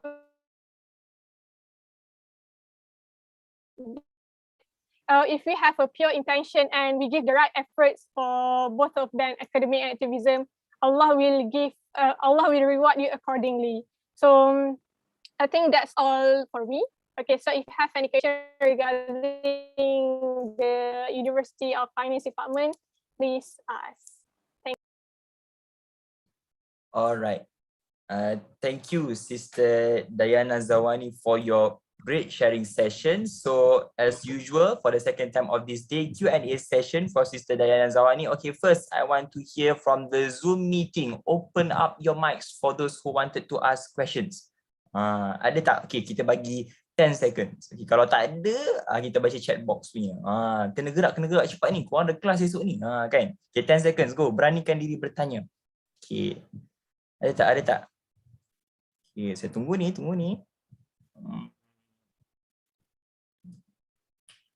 Nampaknya 10 saat telah pun berlalu. Nampaknya itulah akibatnya ya. Tapi saya berbangga dengan family Econss saya. Nak tahu tak kenapa? Sebab mereka semua menyelam minum air hari ini. Sambil menyelam minum air, sambil makan tengok TV, boleh dengar kita punya talk session. Hebat kan? Macam tu. So anyways, saya akan baca juga. I will read one question from the chat box, alright? From the YouTube live and from Zoom meeting chat box. So the question is for Sister Diana Zawani. All right, I think this is not touched in her talk just now. All right, Sister Diana Zawani, question from Brother Megat Shabil, our handsome brother. All right, he asked, from all of the subjects, okay, which is that one subject that you struggle the most to learn and to achieve the greatest grade ever? So which one and how do you cope with that? Okay, your answer. Okay, so basically the most hardest subject that basically the result is that it says that my connection is unstable. Is it okay right now? Okay. Okay, so basically the most hardest subject for me to score is basically anything that related to maths. So during my first year, we need to take business mathematics. So basically, since in my school days, mathematics, basically not mathematics, it is actually additional mathematics. So business maths is basically like continuation of ad maths. So I am quite struggling to do the calculations. So this is what I mentioned just now during the tips for excel in studies, that we need to know our weakness. So since I don't get A for business maths, so since then that I realized that I need to get help from my friend regarding the calculation part. So when you enter department, we have Islamic financing management or corporate finance that requires also calculation. So I have a close friend, basically my circle. Her name is Atika. He is very good in calculation. So I told her about my weaknesses in calculation and whatnot. So every time during class, when we have a difficult calculation, she will come to me and ask if I can get the right answer or not. So that's why I said just now, it is very important for us to know our weaknesses and don't be shy to seek help from others, because it will help you in the future. Just like what my friend did to me, always look out for me, and then at the end we get to success together in the subjects in the future. Because basically finance department requires a lot of calculation actually. aside from financing management and whatnot. So yeah, that's how I overcome my weaknesses in calculation. Thank you for asking. All right, thank you, Sister Diana Zawani, for that. And I'm sorry, forgive me because there are some technical problems. Sister Diana's internet is not quite good just now. There might be some technical difficulties. On behalf of all the participants, I'm sorry, forgive us, but it's okay. I can say that there are some things that I want to pinpoint out from her sharing session. First, she said that academic is first, but activism is not second, right? So it ensures that we need to balance everything. And then she said that everything we need to take it back to Allah Subhanahu Wa Taala, right? He's our creator, so please ask help from him and him only. And of course, sister ada cakap juga, dia kata first year masuk apa tadi Econss, tapi dia reject, so lepas tu masuk pula Islamic Finance. Lepas tu our Madam Afifah Hussein, our magnificent lecturer of economics dekat CFS, she said in the chat box, she said that different people have different interests. Nak baca juga. So Econss was rejected not because it is not good, but because of not having interest in it. Hashtag support Econss. The truth That is has very true. Yes, the truth has never been better. So because listen to your heart always. All right. So I think that's all from Sister Diana Zawani. Thank you very much. Back to you, Sister Sabrina. Thank you, Sam, for wrapping up the sharing session. And thank you, Sister Diana, for the very helpful clarification and the insightful sharing. Okay, so if there's no more questions, let's move on to our next speaker, Sister Dura Nur Nazira binti Roslaili from the Department of Economics. Sister Dura is currently in her 4th year of studies in IIUM in Bachelor's of Economics in Finance and International. She is a sponsored student under JESP, Johor Corporation Education Sponsorship Program. Sister Dura was also an intern at EPF, Employees Provident Fund, and not to forget, she was also a fellow Makmur to Menteri Besar Johor. Well, those are huge achievements. Now, I won't get into the details, so let's just welcome the very much respected Sister Dura. Assalamualaikum warahmatullahi wabarakatuh, everyone. Sekejap share screen. Okay, nampak tak screen semua? Nampak. Okay, good. Okay, welcome to Econss session. Okay, semua yang tengah tidur tu bangun. Siapa yang ambil Econss tu bangun. Okay, so tadi Sister Ana dengan Sister Diana dah cakap panjang and dia banyak share juga tips on other from academics. So my turn, saya akan share on solely on macam mana academic as an economic student. Okay, so firstly I want everyone to screenshot this wajib, sebab nanti waktu 3rd year, waktu 4th year, awak semua akan perlukan saya, which is dulu masa my time, my senior giving the talk, and I really need he or she during my final year, because I really want to know how the work after degree life and what is the connection that I should make. So this is actually, kalau kita join program macam ni, kita kena build connection. So snap, screenshot, and I don't mind if you want to WhatsApp me asking for question, asking for apa-apa pun, I don't mind. I really want to help adik-adik, ikhlas sangat-sangat, tapi not more than personal, okay? Ada IG ke apa semua, because in my IG, I always share on economics secara general, sometimes on financing, pasal emas, pasal loan creator student. So I think this benda-benda macam ni afterwards of talk ni yang kita perlukan sebenarnya, okay? Okay, that's all. Semua dah screenshot. Nak galih dah ni. Okay, screenshot Okay, next. Okay, actually for there are 4 department in economics, BEX, which is Bachelor of Economics, BISF, which is Bachelor of Islamic Finance, BACC, Bachelor of Accounting, and BBA, Bachelor of Business Admin. So kesemua 4 subjek ni, kita akan ada academic co-curriculum structure, which is dia macam dalam satu bentuk PDF ni. Nampak tak? Dia macam dalam satu bentuk PDF ni, dia akan list down kan semua subjek that we need to take during our degree. Tak nampak? Okay, tak apa. Because I have screenshot on my slide. Jadinya, all adik-adik can ask your seniors, and that is the function of why you need to screenshot the detailed study, because sometimes you need help macam for asking akak nak minta curriculum structure, that is the function. So boleh email ke WhatsApp ke, so we can just forward je ke adik-adik. Okay, so now for Econss, kita akan ambil yang the first one, which is the bags one. Okay, so kita akan go through lah apa yang kita akan belajar in bags. Okay, next ni. Okay, so in this curriculum structure, in the whole life of degree in Econss, okay, kita akan ada 4 tahun. Okay, in Econss, we will have 4 years, year 1, year 2, year 3, year 4. And then, every year kita akan ada 2 semester with also additional 1 short semester. But this one short semester is optional. If you want to take it, then you can take it. So, if you plan to take the short semester, kena tengok subjek apa yang di-offer waktu short semester. Sebab takut nanti degree awak akan diganjakkan 4 tahun lebih. Sebab kita fail to plan is plan to fail lah, macam tu. So, waktu year 1, kita nak tahu lah waktu year 1, year 2, year 3, year 4 ni apa yang kita akan ambil kan? Okay, so in this structure program, you will have four kumpulan. Which is the first A is the university required courses. Dia ada 20 credit hour.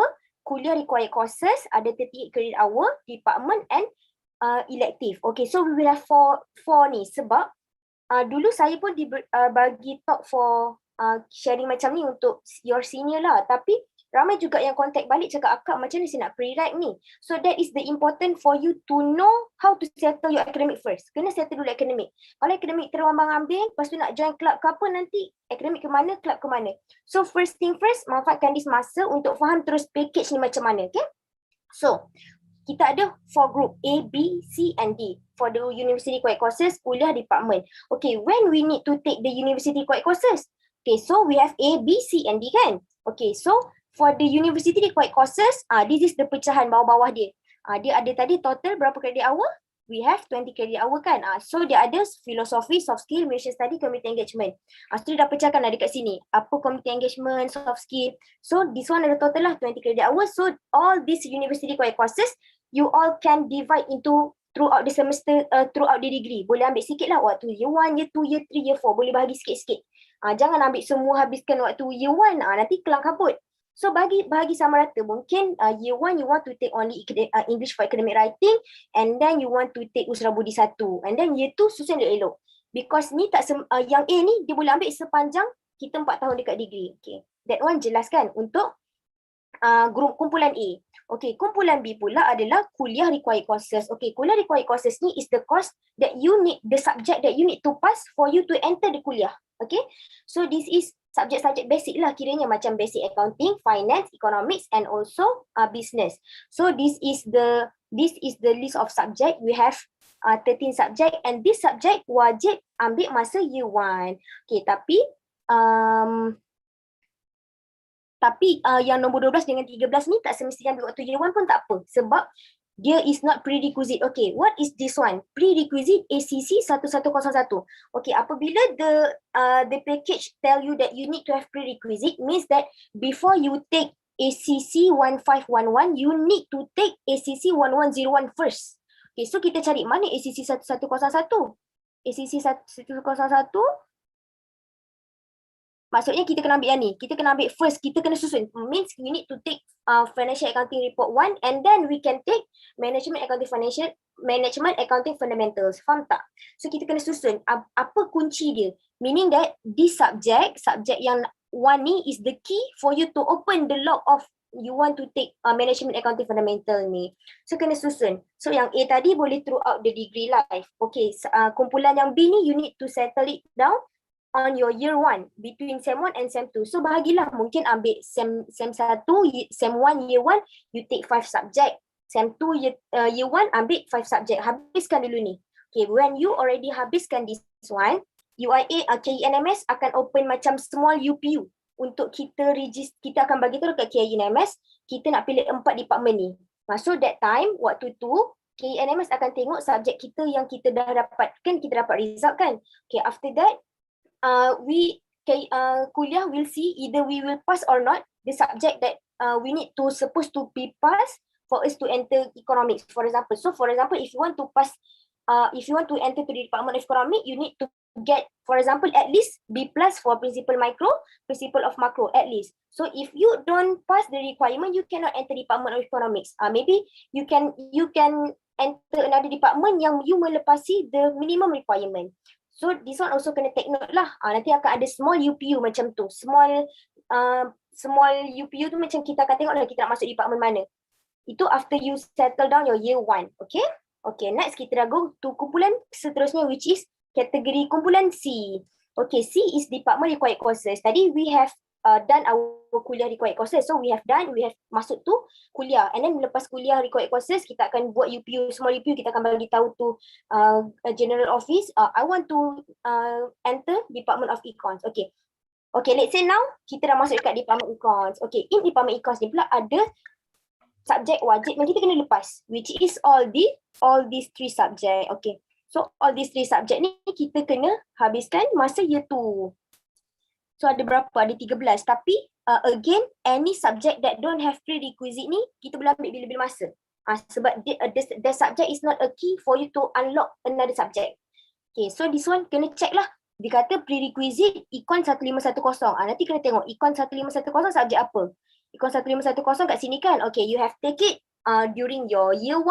So now you are already in year 2, so you can open the subject. You have the key to open to unlock this subject. Okay, and then we will take everything lah dekat dalam subjek ni, department required courses. Okay, next, done. You have done the department required courses, and now we already sampai dekat D. Okay, start dekat D ni. This is the elective path, which is Econss. Kita ada 4 minor, which is in finance, international development and Islamic. But you need to decide only one minor yang akan appear in your scroll. So you need to know lah, you want to take finance ke international ke, because even though you have the same minimum requirement, the minimum requirement dekat setiap package tu, contohnya dia kena minimum dia ambil 4 subjek. For example, you have fulfill the minimum requirement for finance 4, international 4. Dia tak jadi minor in finance and international, 1 je. So you need to know your strength kat mana, finance ke, international ke. Okay.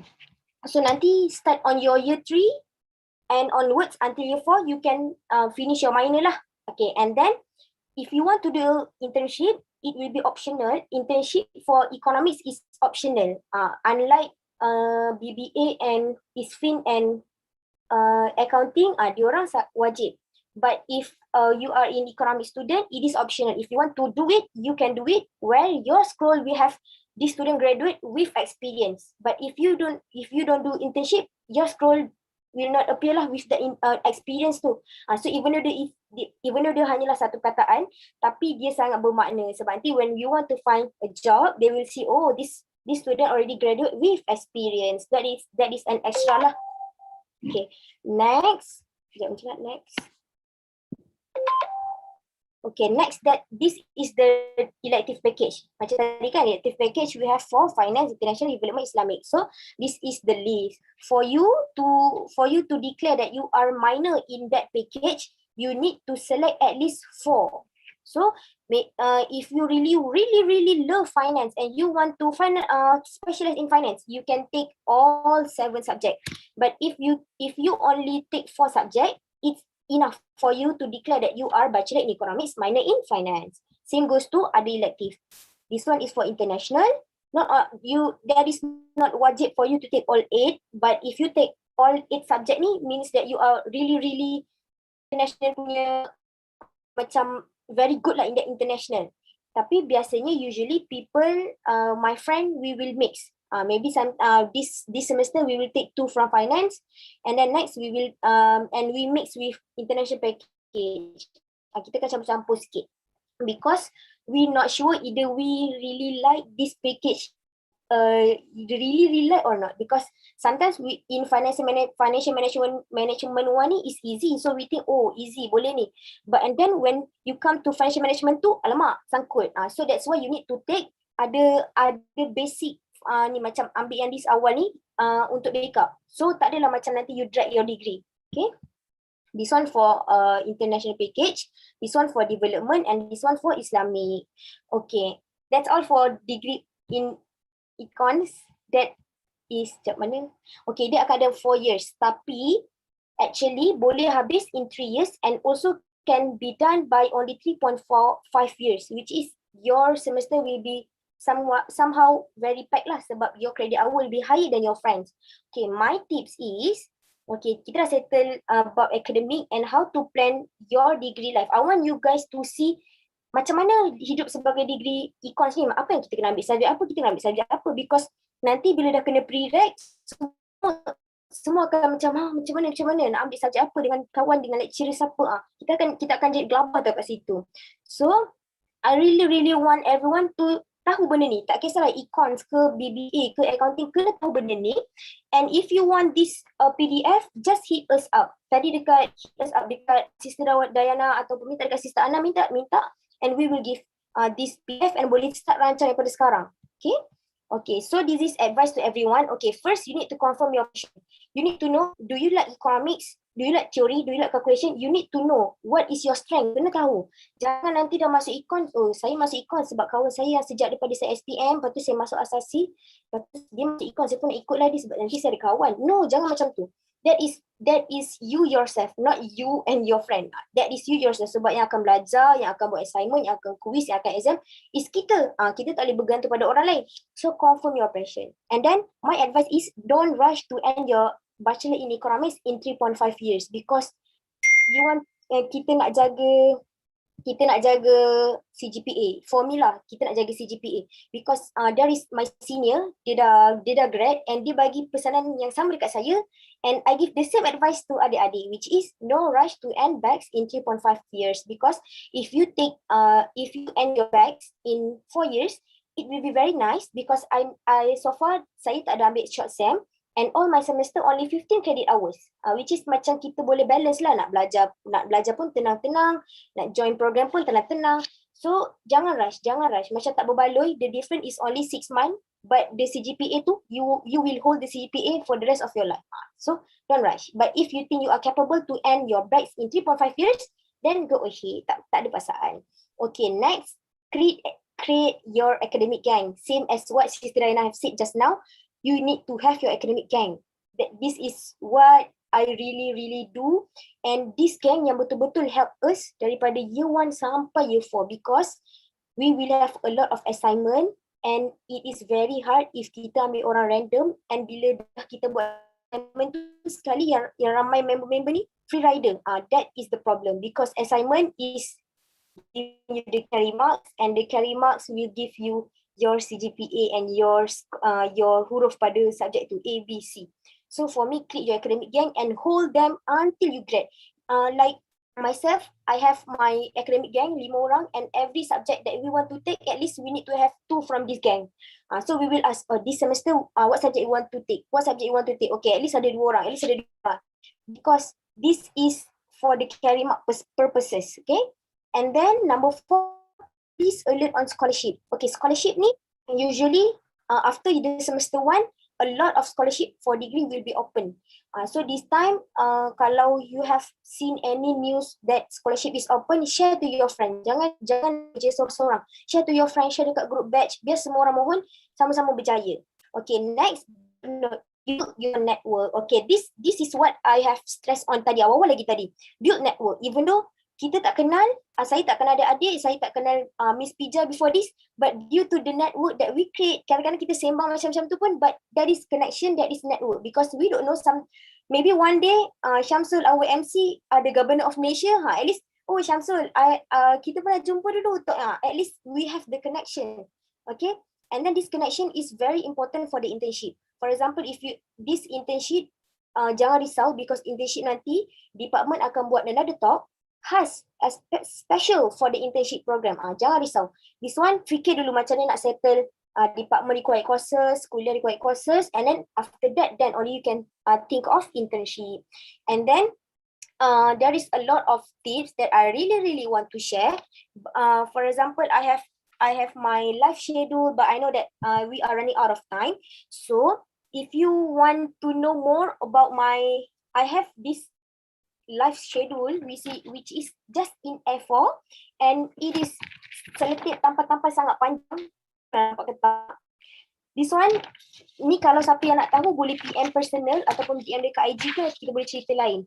But my point tonight is I really want everyone to settle the academic first. Kena faham jangan sampai kena drag degree sebab sayang kan, nanti kena bayaran lebih apa semua, lebih sayang dan bazir. So I think that's all from me, and we need to continue faster for BBA course after this. Okay, thank you so much, Sister Dura, for a tremendously insightful sharing. Okay, so let's straight away move on to the question that we have from one of our viewers. Sister Atika asked, is Bachelor of Economics revolve a lot around calculations and mathematics? Okay, the calculation in economics actually, for me the basic of business mathematics, okay, we need to take business mathematics right in our first year. Okay, business mathematics for me is that enough for you to continue econs, because people always ask to me, adakah mathematics in econometrics in econs very hard? For me it's not that hard, dia just macam basic je. The main important part is, do you understand the calculation? Because when it comes to the economics, kita kira 1%, contoh 1% darab 1000. But the answers tu apa? Contoh answers tu mungkin kenaikan gaji dari tahun 2000 hingga 2021. That is the thing that kita kena faham. Because that is not only a digit, but there is meaning behind the digit. Itu yang sebenarnya student econs kena tahu. Kita kena tahu kalau dia naik, memang dia naik. Kenapa dia naik? Dia ada dia punya explicit dengan implicit reason. And also mathematics dia for me is not that hard. Dia just differentiation, integration, which is if you done your business mathematics, you can do well lah in the rest of the degree. Jangan risau. Maths dia tak susah pun. For me maths dia takat business mathematics. For me macam tu. Okay? Okay, thank you, Sister Dura. Hope that was clarified. Okay, so I guess that those are the questions that we have so far. I pass to Sam. All right, so we reached the 10 o'clock, 10 PM dah sekarang kan. Semua dah macam muka ngantuk, monyok je. Tak ada muka, semua tak on camera. Sian kita orang buat background, korang tak buka kamera. Sampai hati. Gini. Alright, so no more questions for Sister Dura. Let's move on to our fourth speaker. Save the best for last, as usual. Alright, so let's proceed. In front of your screen, you can see right now, the next and the last speaker. Okay, bangun. Last. Janji last. Alright. Sister Wan Anissa Sofia binti Wan Kamarudin from Department of Business Administration. Alright, I believe Sister Anissa Sofia is currently undergoing her degree, also fourth year student in Bachelor of Business Administration, BBA. From her resume also, she is a very well-rounded student. Okay, why? Because she obtained Dean's List for 6 consecutive semesters. Unbelievable. You can see at the screen right now. Okay, for me, semester 1, I nak dapat Dean's List pun macam-macam I kena lalui. Tapi sister ni right here, 6 consecutive semesters. There's no words I could say, alright? And then also, she is an entrepreneur. She is the founder of Anissa's Hijab, a company of her own. A beauty with brain, macam-macam semua dia ada. So okay, yang girls tu yang suka beli tudung ke apa ke baju ke, ada boleh dah search Instagram kakak ni punya Anissa's Hijab. Saya boleh jumpa, korang takkan tak boleh jumpa. Alright, so for the last speaker for tonight, I welcome Sister Wan Anissa Sofia. Okay, thank you, Brother Shamsul, for such a heartwarming introduction. So I will present the screen and okay, can you guys see my screen? Is it? Yes. Okay. So, okay, Assalamualaikum warahmatullahi wabarakatuh. I am Wan Anissa Sofia from the Department of Business Administration. So yeah, I believe it's already 10 PM and maybe some of you dah ngantuk ke apa kan? Okay, but I hope that you can just spare me just a little more time because I really want to share this with you guys. Okay, so Department of Business Administration. Just a little brief introduction about myself. So, okay, my name is Wan Anissa Sofia binti Wan Kamarudin. I'm currently in my fourth year, final year, first semester.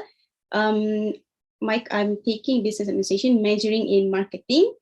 And as mentioned, I have my own business selling my own hijab brand, which is Anissa's Hijab, Instagram at Anissa_hijab. Do check it out and do follow. Okay. So I have my registered company with under the name of Wan Anissa Enterprise, and that is my registration number. And as you can see in the pictures, that is our logo and that is our metal tag brand. Okay, so just to share a little bit about my business. So the brand is Anisa's Hijab, and these are all the products. The bottom three is the type of shawl that we have. We have a mid side pin, chiffon, and also cotton. And we have also our exclusive box, sealed. And what makes us different from others is that our finishing hijab. Okay, commonly you found eyelash finishing, baby seam finishing kan, but ours is embroidered finishing. So you want to know what is it, so you have to try. Okay, but I think okay lah, since I want to keep you guys alive, I'm thinking of making a giveaway. So at the end of my session, I will ask one question. If you get to answer that question, I will give one free shawl, one free Anisa's Hijab. Okay? So stay tuned. Oh, sorry. Okay. So basic info on course, which is business administration. Okay, in simple words, you will learn everything about business. So just to make this fast, okay, the course is divided into actually 4 parts, including the university required courses. And I believe that the university required courses already presented by the previous presenter. And so the 3 parts is kuliah required course, department required course, which you'll be taking 14 subjects. And number 3 is area of specialization, which is major or minor. So for kuliah required course, I believe that previous presenter also presented, which is we will be taking the same subjects, and then you will enter into department required course. But I believe, as far as I was informed, that you have to already choose the department required course. Okay, in your first year, macam kita orang dulu, kita orang second year baru masuk department required course, department punya subject lah semua. Okay, so I'm going to explain the first. The third one, area of specialization 2, ada major and also minor, or minor you can choose either one. So for major, there are 6 courses offered: human resource, marketing, finance, international business, entrepreneurship, general management. And you have to take the subjects yang you choose the course kan, and then plus 2 more elective subjects. Or you can also take minor in accounting or information technology. Okay, so for department required course, subjects in PBE. So on the left, I think on the left of your screen, okay, yang banyak tu. So that is the department required course. So as you can see, we'll be taking like marketing principles, is the basic things on marketing. And then we also take fundamental financial management, FM, intermediate financial, okay, Malaysian business law. Okay, for us, our is Malaysian business law.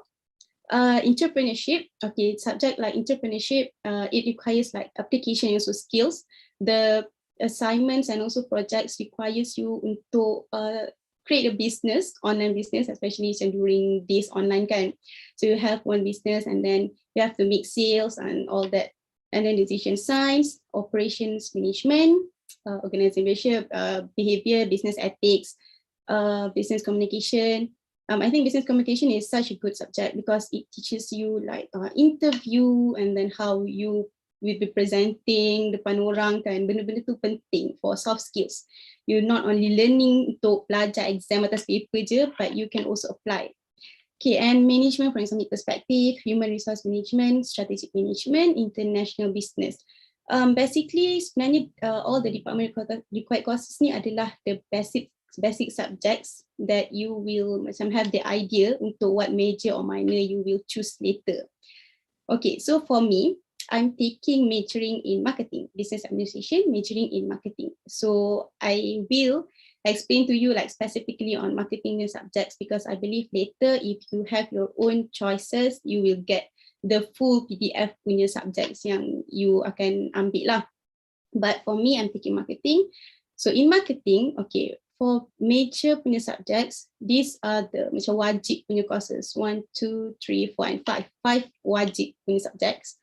So you'll be learning consumer behavior, integrated marketing communication, which integrated marketing communication ni all the promotions yang you can use like whatever related to marketing lah kan. Okay, retail management, Marketing research. Okay, marketing research is a very good subject. It also an application.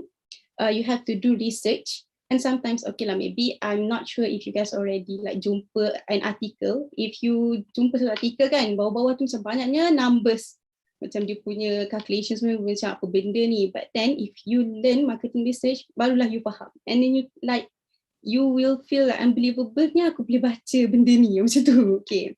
And then international marketing. So and then table yang bawah tu is all the elective subjects yang you boleh ambil. Basically ada lagi tapi tak muat, so I ambil yang atas yang muat je.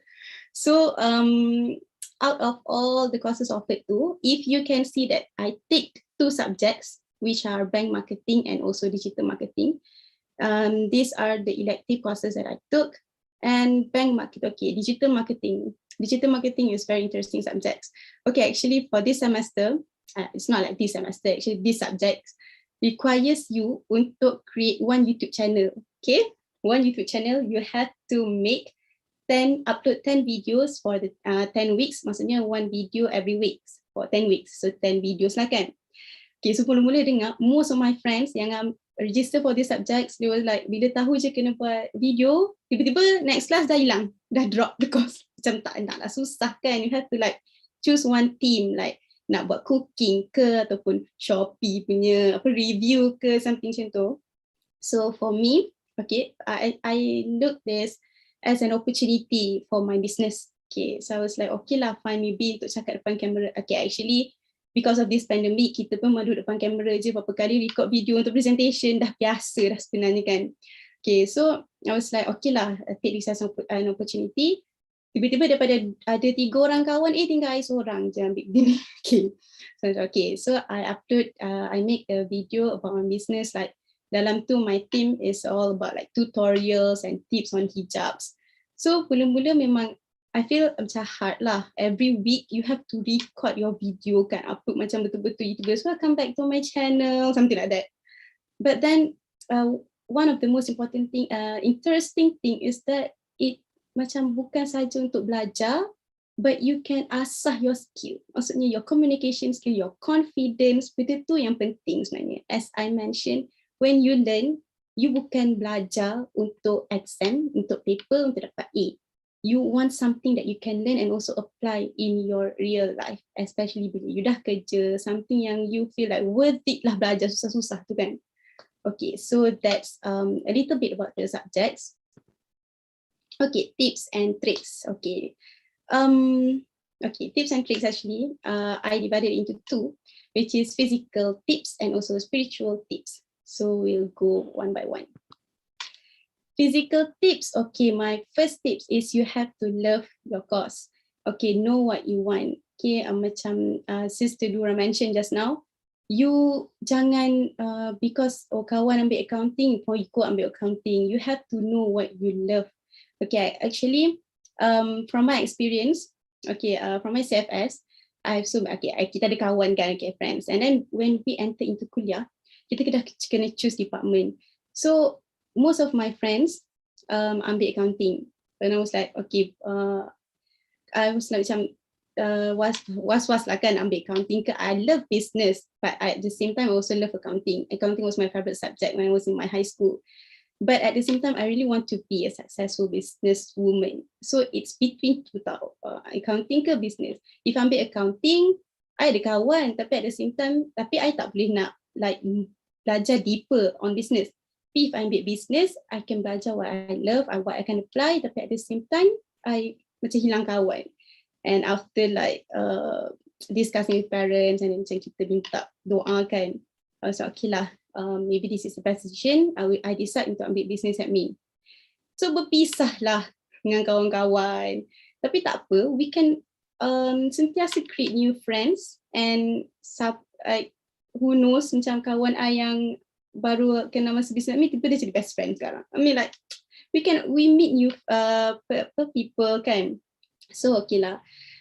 But one thing, walaupun kita macam banyak halangan kan, but the fact that you learn something that you love tu betul-betul benda yang penting.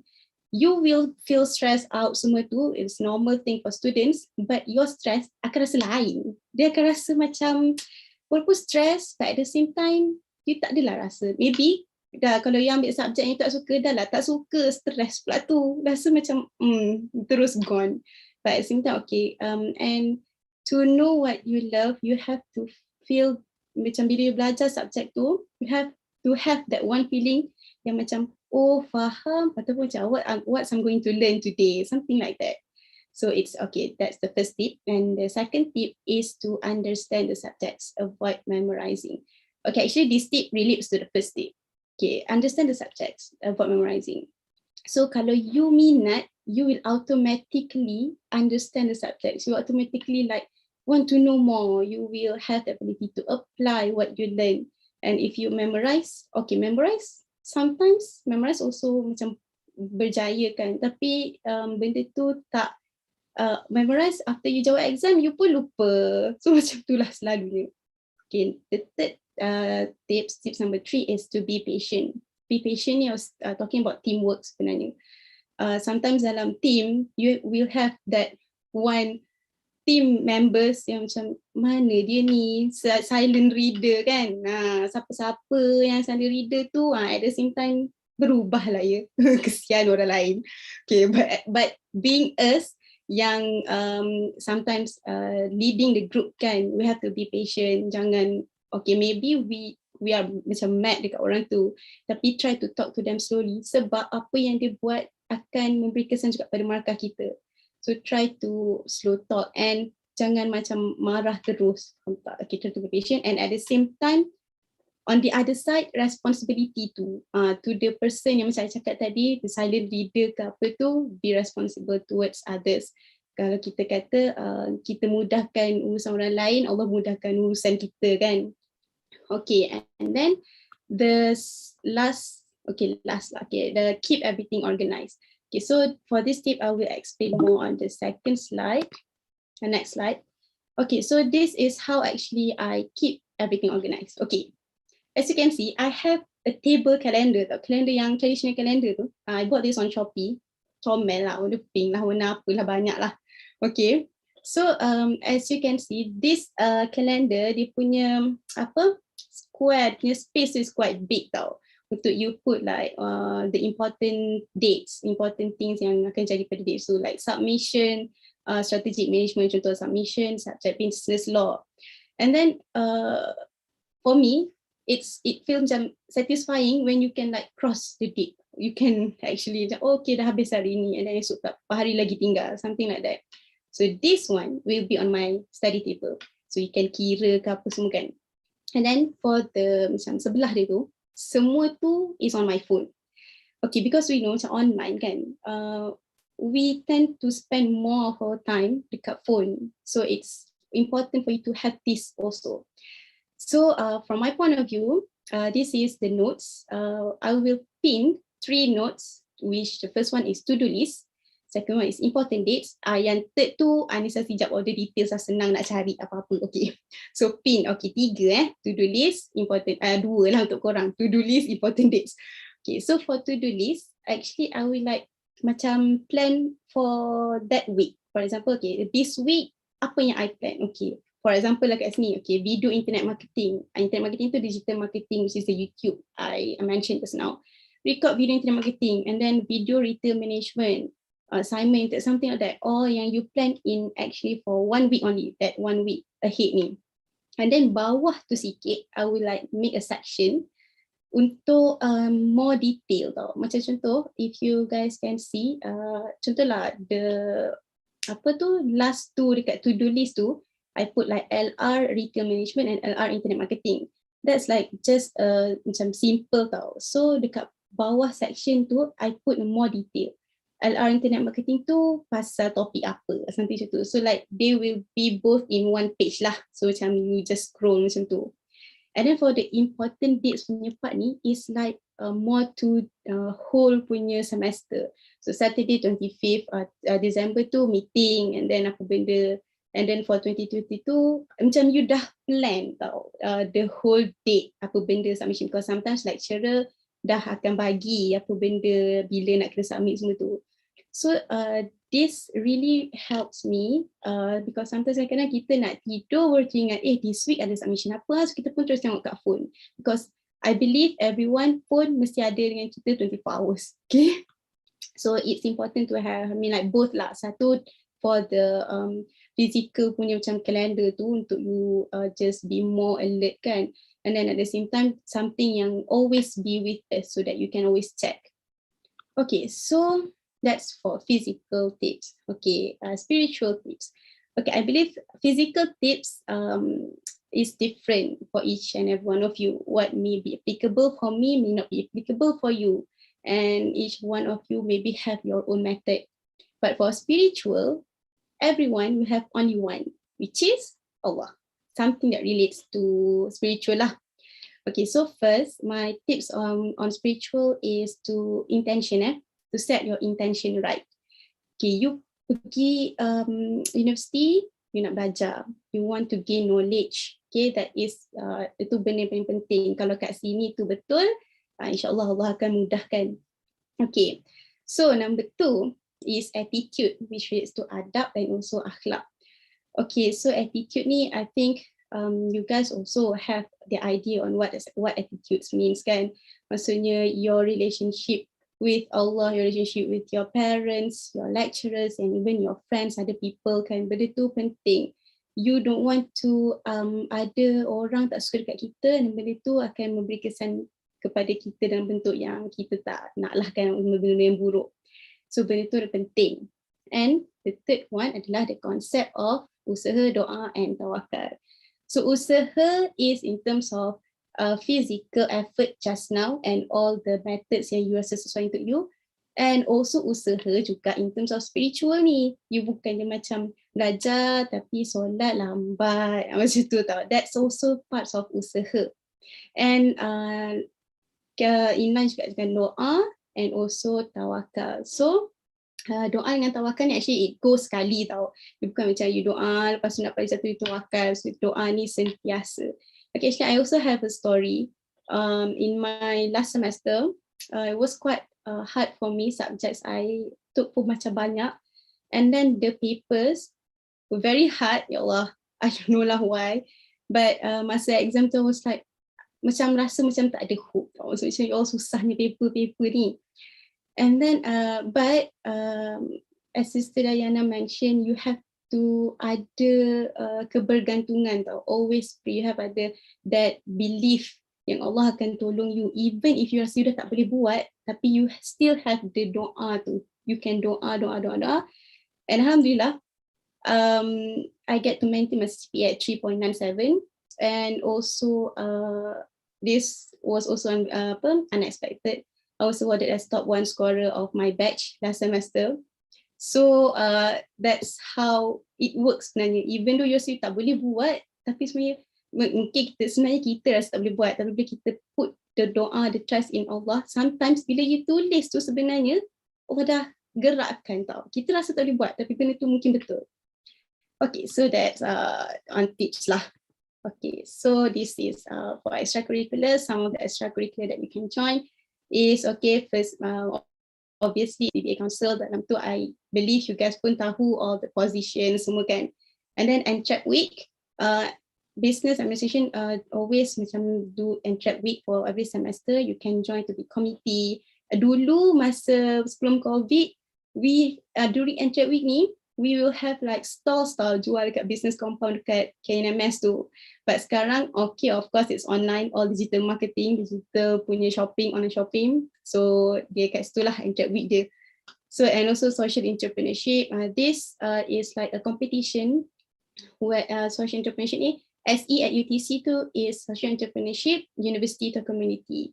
So it'll be it's like a competition. You will be given like 20,000 for every university, 21 university involved including UIA. So you will compete against university lah. You will have to create one project based on the theme that they give and also with that 20,000. So siapa punya project paling bagus menang. And then Inspire is also about business project. And if you want to know more, you can check at Instagram at EDC at IIUM.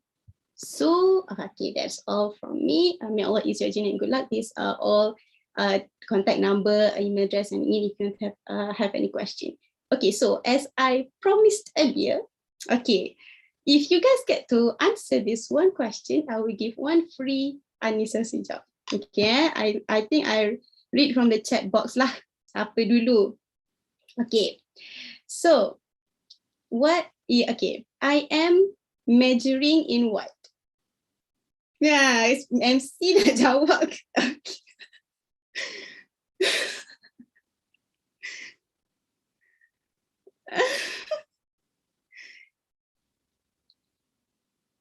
Oh.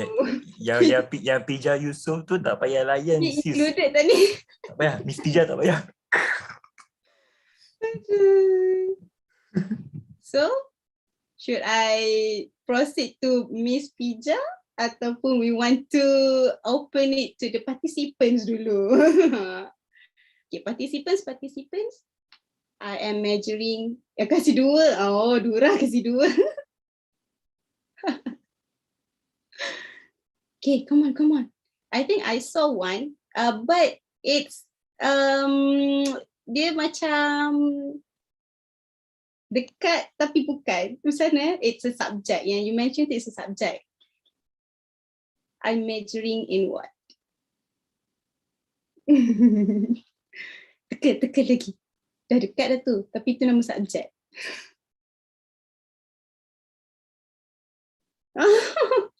Okay, I saw one. It's Izazul. Okay, it's Izazul. So I think Izazul maybe can like send your chat to privately to me. Maybe your contact number, I'll contact you later. Okay? Okay, so later we'll discuss PM tepi ya. Okay, so next one lagi. Dura, kita PM tepi lah Dura. Okay, so that's all from me. Thank you for listening. Dah pukul berapa je ni? 10.36. Alright. Thank you very much, Sister Anissa, for your wonderful and such an inspiring session. Simple but sweet. Alright. As usual, last Q&A session. So general questions, belum lagi, questions about BBA dulu. You can ask Sister Wan Anissa Sofia. You can unmute your mic. Also, you can say in chat box or anything. Tadi dah rancak berdosa chat box tu dengan giveaway. Tapi Q&A kalau diam siap korang. So ada tak apa-apa question dekat chat box ke apa ke? Ada tak? Dah agak lah tak ada. Ada sesiapa nak unmute mic? Sister Anissa tengah tunggu tu. Ada? Okay, 10 seconds. Kau kira kan? Okay, 10, 9, 8. Okay. Masih mute. Sister Dure tanya. Sebenarnya, actually Sister Dure, your question actually correlate dengan one of our YouTube participant, Siti Nur Atika. Same question. How do you juggle between managing your business and studying at the same time? Dah lah tadi kata sampai satu exam tu sampai nak rasa pasrah lah apalah kan. Lepas tu tiba-tiba business pula siap registered lagi kan. Gitu. So how do you balance that? Being a young entrepreneur and also excelling in your studies. Okay. First, thank you for the question. Okay, I admit that having to balance both is, okay, not just quite hard, but very hard. Okay. So, okay, but we have to remember our main role is first as a student. We want to gain knowledge, okay, because actually apa yang I belajar tu is the same thing that I will apply kan. Okay, but the main role as a student tu penting. If there will be one time that I have to like choose, I will sometimes like, bukanlah let go, but tak tengok lah dulu business tu. Sebab tu if you macam tengok, I was like sometimes quite slow. And actually, just an interesting fact, all the shawl I jahit sendiri. Okay, so it's all by myself, starting from the choosing of fabric, I jahit sendiri, all the marketing semua buat sendiri. So that is the part where it's very quite hard to balance. Sometimes order masuk, but then alamak, okay, I have to do both lah kan, because it's customers. Okay, so that's why I have sometimes that kind of feeling macam afraid nak do too much of promotion, because I'm afraid that orders will come in, you know, because I'm still a student. But as I mentioned, being a student is your main role, so focus on that first. And as for me, inshallah, this will be my last semester, and next sem I'm going to do my internship, and after that, inshallah, I will focus fully on business. Tak sabar rasa focus on business. So yeah, I hope to answer the question. Focus on your role as a student first if you have to choose. Okay. Tiba-tiba terdengar jahit sendiri. Okay, nikmat Tuhan yang mana lagi lah yang nak diregisterkan ya. Dia sendiri 6 semester, business sendiri, registered, jahit sendiri. Kalah sesuatu brand Yusof itu. Ya, kalah di situ. Alright, so thank you very much Sister Wan Anissa Sophia. It is my greatest pleasure. So it's 10:30 PM already. Kesian ramai yang dah mati syahid. Salam takziah buat mereka. There are some questions also in the chat box. So I think due to the time constraint, bukan Yusof Tayyub Nafal Hadi, bukan itu kurma. Okay, nikmat dari Timur Tengah. Okay, sambung. So due to the time constraint, we'll be asking the questions yang you guys ada kat chat box too, and we will share them in the Telegram or Instagram Econss Mania. We will share it with you.